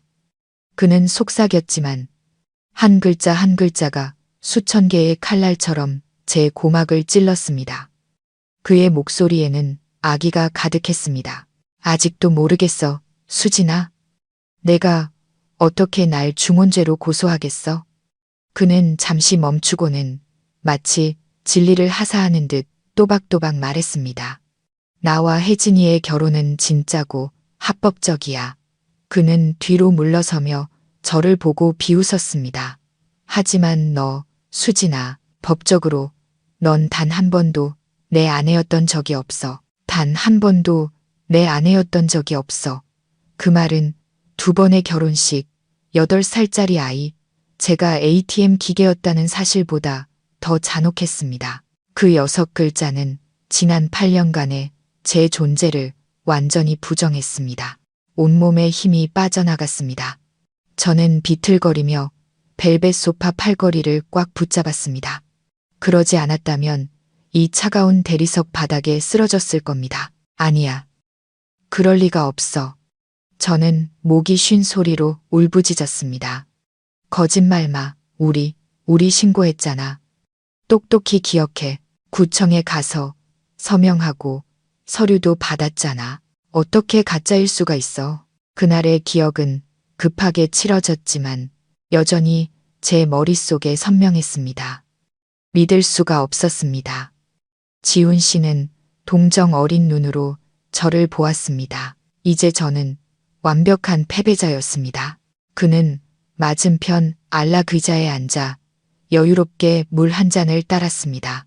그는 완전히 상황을 통제하고 있었습니다. 그는 물을 한 모금 마시고는 마치 우스갯소리를 하듯 천천히 말했습니다. 맞아. 우리는 어떤 관공서에 갔고 서명했고 너는 서류를 받았지. 그는 저를 보며 비웃었습니다. 그런데 넌 한 번이라도 생각해 본 적 있어? 왜 그날따라 그렇게 한산했는지, 왜 절차가 그렇게 신속하게 끝났는지. 저는 기억을 더듬었습니다. 정말 그랬습니다. 그날은 주말이었습니다. 지훈 씨는 우리를 위해 토요일에도 일하는 사람을 섭외했다고 했습니다. 우리는 간판도 제대로 없는 작은 방으로 들어갔고 안에는 안경을 쓴 근엄해 보이는 여자 한 명뿐이었습니다. 그녀가 내민 서류에 우리가 서명하자 그녀는 도장을 찍고 붉은색 종이 2장을 건네주었습니다. 모든 것이 15분 만에 끝났습니다. 그때 저는 순진하게도 행정 절차가 정말 빨라졌다고, 지훈 씨가 모든 것을 완벽하게 처리해줘서 고맙다고 생각했습니다. 지훈 씨는 제 생각을 읽은 듯 말을 이었습니다. 거긴 구청이 아니라 사설 법무사 사무실이었어. 수진아. 그리고 그 안경 쓴 여자는. 그는 비웃었습니다. 배우였지. 내가 그 여자한테 공무원 연기값으로 50만 원을 줬어. 싸게 먹혔지. 안 그래? 그리고 내 혼인신고서. 그는 일어나 와인 캐비닛으로 가서 안에서 서류철 하나를 꺼냈습니다. 그는 그것을 제 쪽으로 던졌습니다. 서류철이 유리티 테이블 위로 떨어졌습니다. 여기 나와 혜진이의 진짜 서류야. 한번 봐. 파주시청에서 너를 만나기 전에 정식으로 신고한 거야. 그는 가장 잔인한 눈빛으로 저를 돌아보며 말했습니다. 그리고 내 것은 정교하게 위조된 종이일 뿐이야. 도장도 가짜, 구청장 직인도 가짜. 그건 그냥 내가 내 자신을 내 아내라고 믿게 만들고 안심하고 나를 위해 커리어를 쌓게 만들기 위한 소품이었을 뿐이야. 저는 떨리는 손으로 지훈 씨와 혜진 씨의 혼인 관계 증명서를 펼쳤습니다. 선명한 붉은 직인, 뚜렷한 사진, 진짜 서명이 있었습니다. 그리고 제 서류를 떠올렸습니다. 제가 8년간 소중히 간직했던 서류, 제 부적이라고 생각했던 그 종이는 결국 장난에 불과했습니다. 저는 더 이상 울 수도 없었습니다. 저는 완전히 무너졌습니다. 8년의 결혼 생활, 8년간 남편이라 부른 사람, 8년의 희생, 모든 것이 거짓이었습니다. 법적으로 저는 무엇이었을까요? 저는 그저 연인, 돈을 자발적으로 바치는 연인, 무급 가사 도우미를 자처한 연인이었습니다.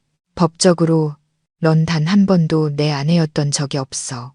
그 6글자는 제 남편이라 부르던 남자의 입에서 나온 사형 선고와 같았습니다. 그것은 2번의 결혼식, 8살짜리 아이, 제가 ATM 기계였다는 사실보다 더 잔혹했습니다. 그것은 제 8년의 존재, 8년의 희생, 8년의 기다림을 깨끗하게 지워버렸습니다. 모든 것이 연극이었고 저는 가장 멍청한 여주인공이었습니다.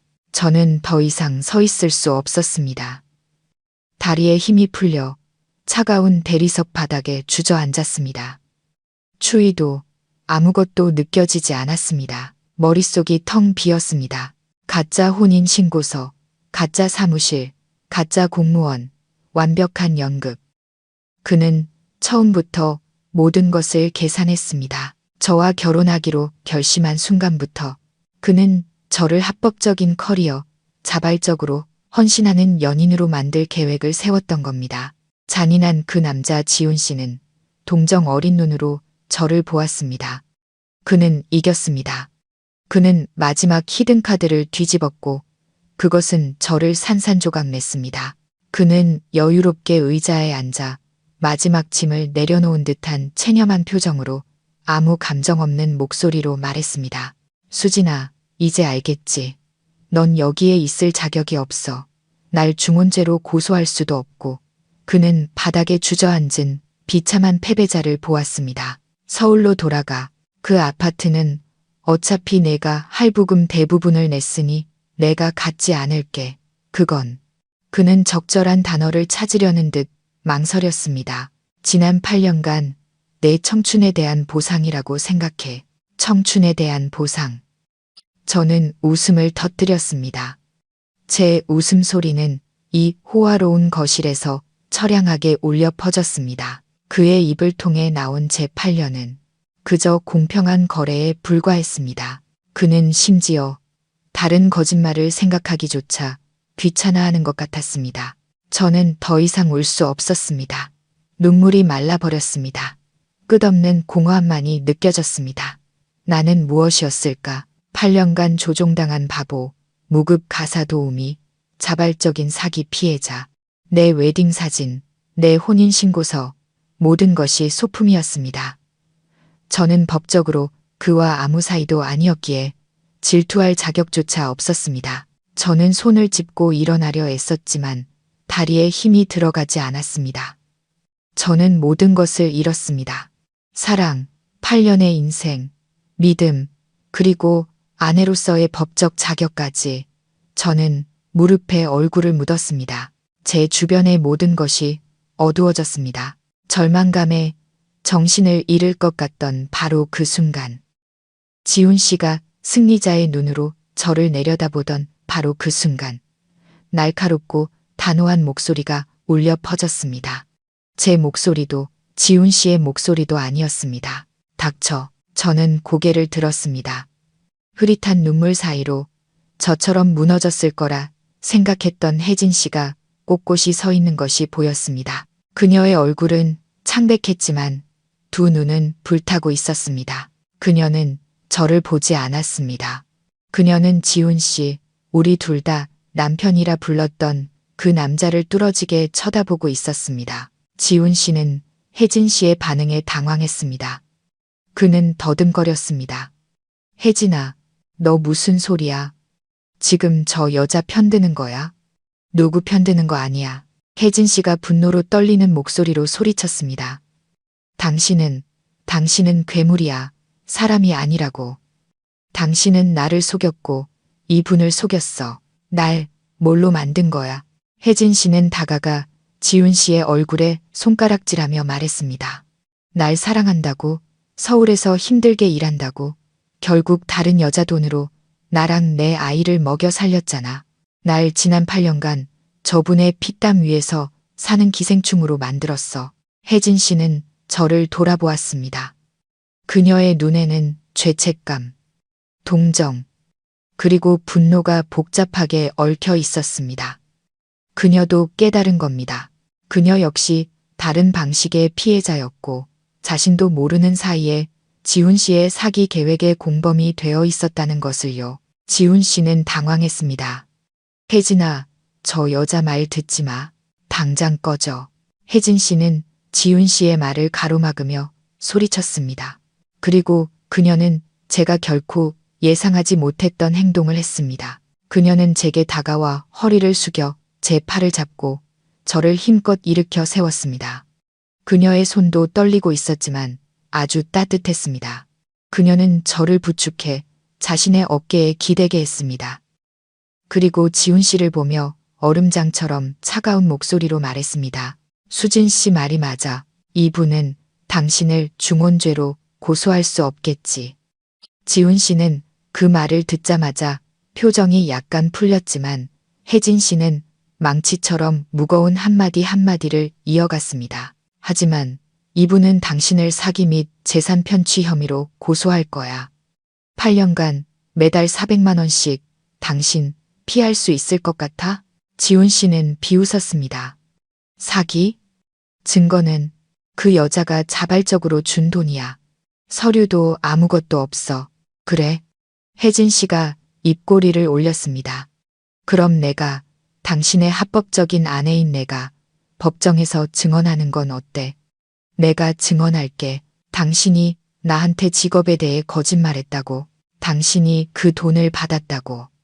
당신이 그 돈으로 나와 당신 아이를 부양했다고. 법원이 누구를 믿을 것 같아? 지훈 씨는 그 자리에 얼어붙었습니다. 그는 혜진 씨가 자신에게 등을 돌릴 줄은 상상도 못했을 겁니다. 그는 으르렁거렸습니다. 혜진아, 너 미쳤어? 날 쫓아내면 너랑 아이는 어떻게 살 건데? 잊지 마. 이 집은 내 거야. 우리 부모님이 남겨주신 거라고. 혜진 씨는 갑자기 차갑게 웃었습니다. 당신 거, 지훈 씨. 당신.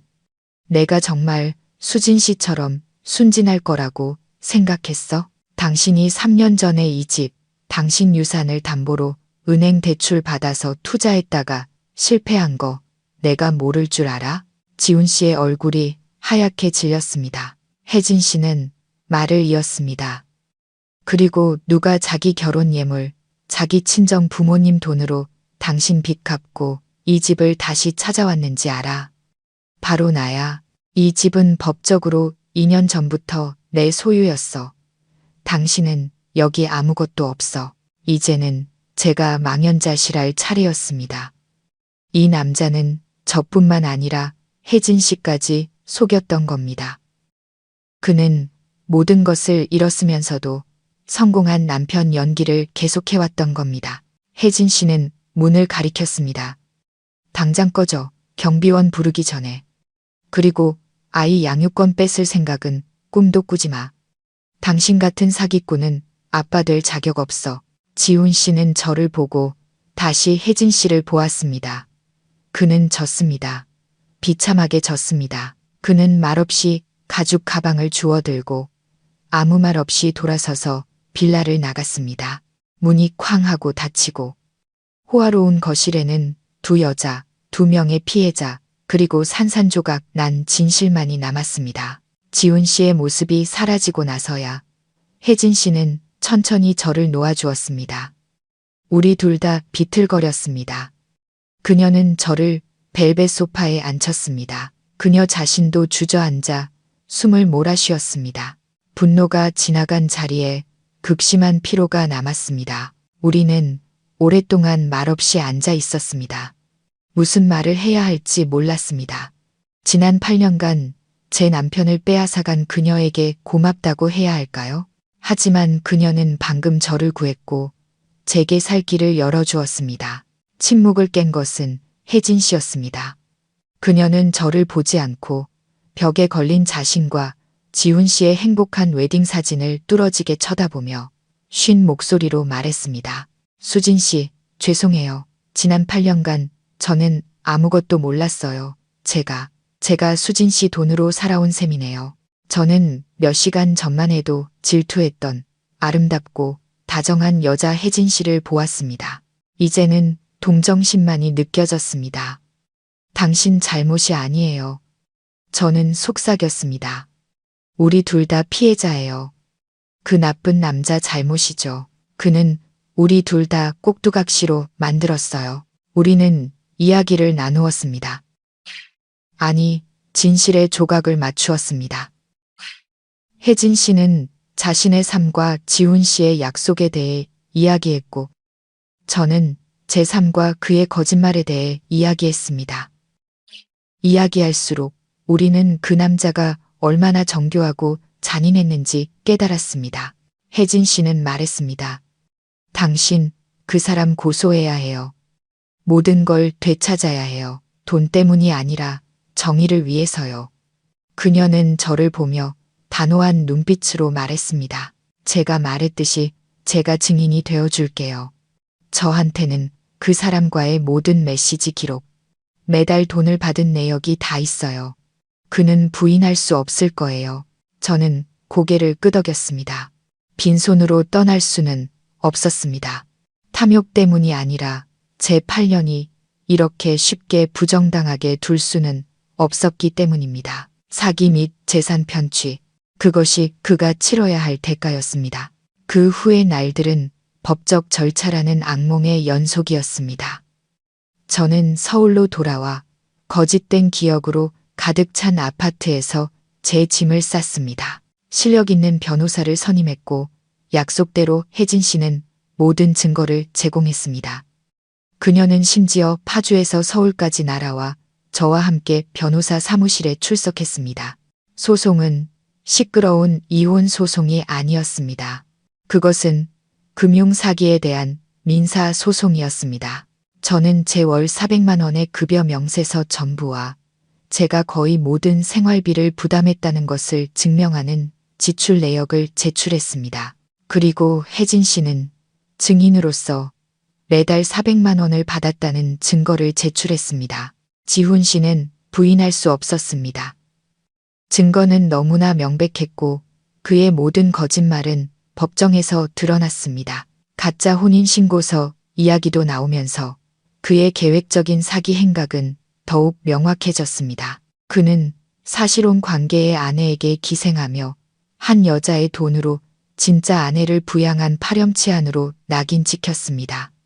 그의 평판은 무너졌고 그가 다니던 회사는 도덕적 해이와 기만 행위를 이유로 즉시 그를 해고했습니다. 재판이 끝나고 판사는 지훈 씨의 행위가 사기죄에 해당한다고 판결했습니다. 그는 지난 8년간 편취한 금액 전액을 저에게 배상하라는 명령을 받았습니다. 엄청난 액수였죠. 지훈 씨는 모든 것을 잃었습니다. 대기업 팀장이라는 직업, 혜진 씨가 빚을 갚고 명의를 이전한 집, 그리고 혜진 씨가 즉시 이혼 소송을 제기하면서 잃게 된 혜진 씨와 딸, 그리고 그의 든든한 커리어였던 저까지.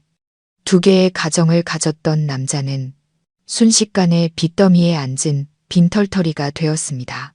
재판이 끝나고 1년 후 서울은 여전히 시끄럽고 활기찼지만 저는 더 이상 예전의 제가 아니었습니다. 배상금 전액을 받지는 못했습니다. 지훈 씨가 파산을 선언했기 때문이죠. 하지만 더 이상 상관없었습니다.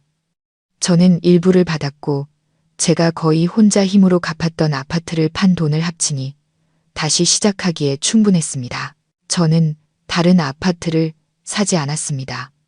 그 돈으로 조용한 거리에 작은 빵집을 열었습니다. 저만의 빵집을 갖는 것이 항상 꿈이었습니다.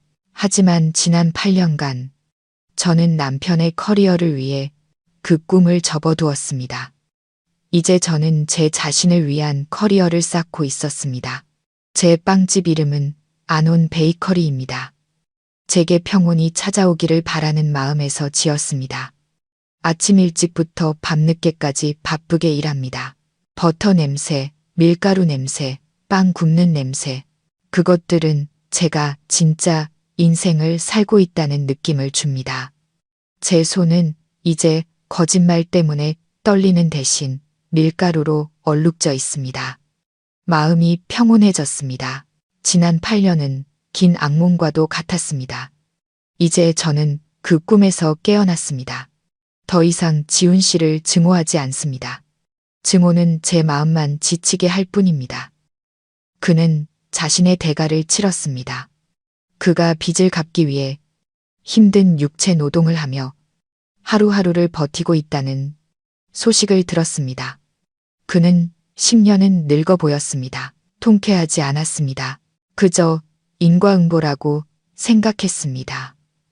모든 것을 가지려 하면 모든 것을 잃게 되는 법입니다. 혜진 씨와는 가끔씩 메시지를 주고받습니다. 적대적인 관계였던 우리는 공동의 상처로 연결된 특별한 친구가 되었습니다. 그녀는 이혼하고 파주에 있는 그 빌라에서 혼자 서아를 키우고 있습니다. 그녀도 온라인으로 꽃 가게를 열었다고 합니다. 우리는 절대 지훈 씨의 이름을 다시 꺼내지 않습니다. 그저 서로의 일과 삶에 대해 안부를 물을 뿐입니다. 우리 둘 다 잿더미 위에서 자신의 삶을 다시 세우기 위해 노력하고 있습니다.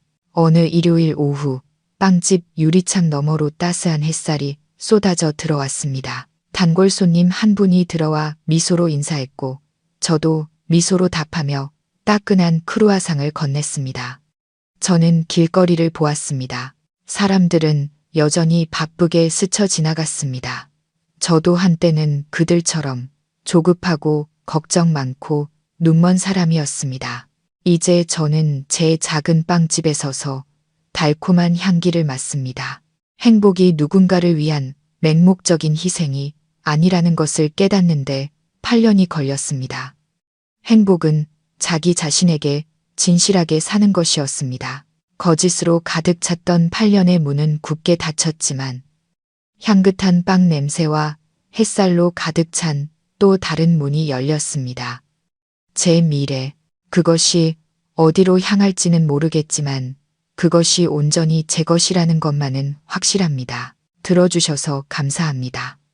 다음 이야기에서 다시 뵙겠습니다.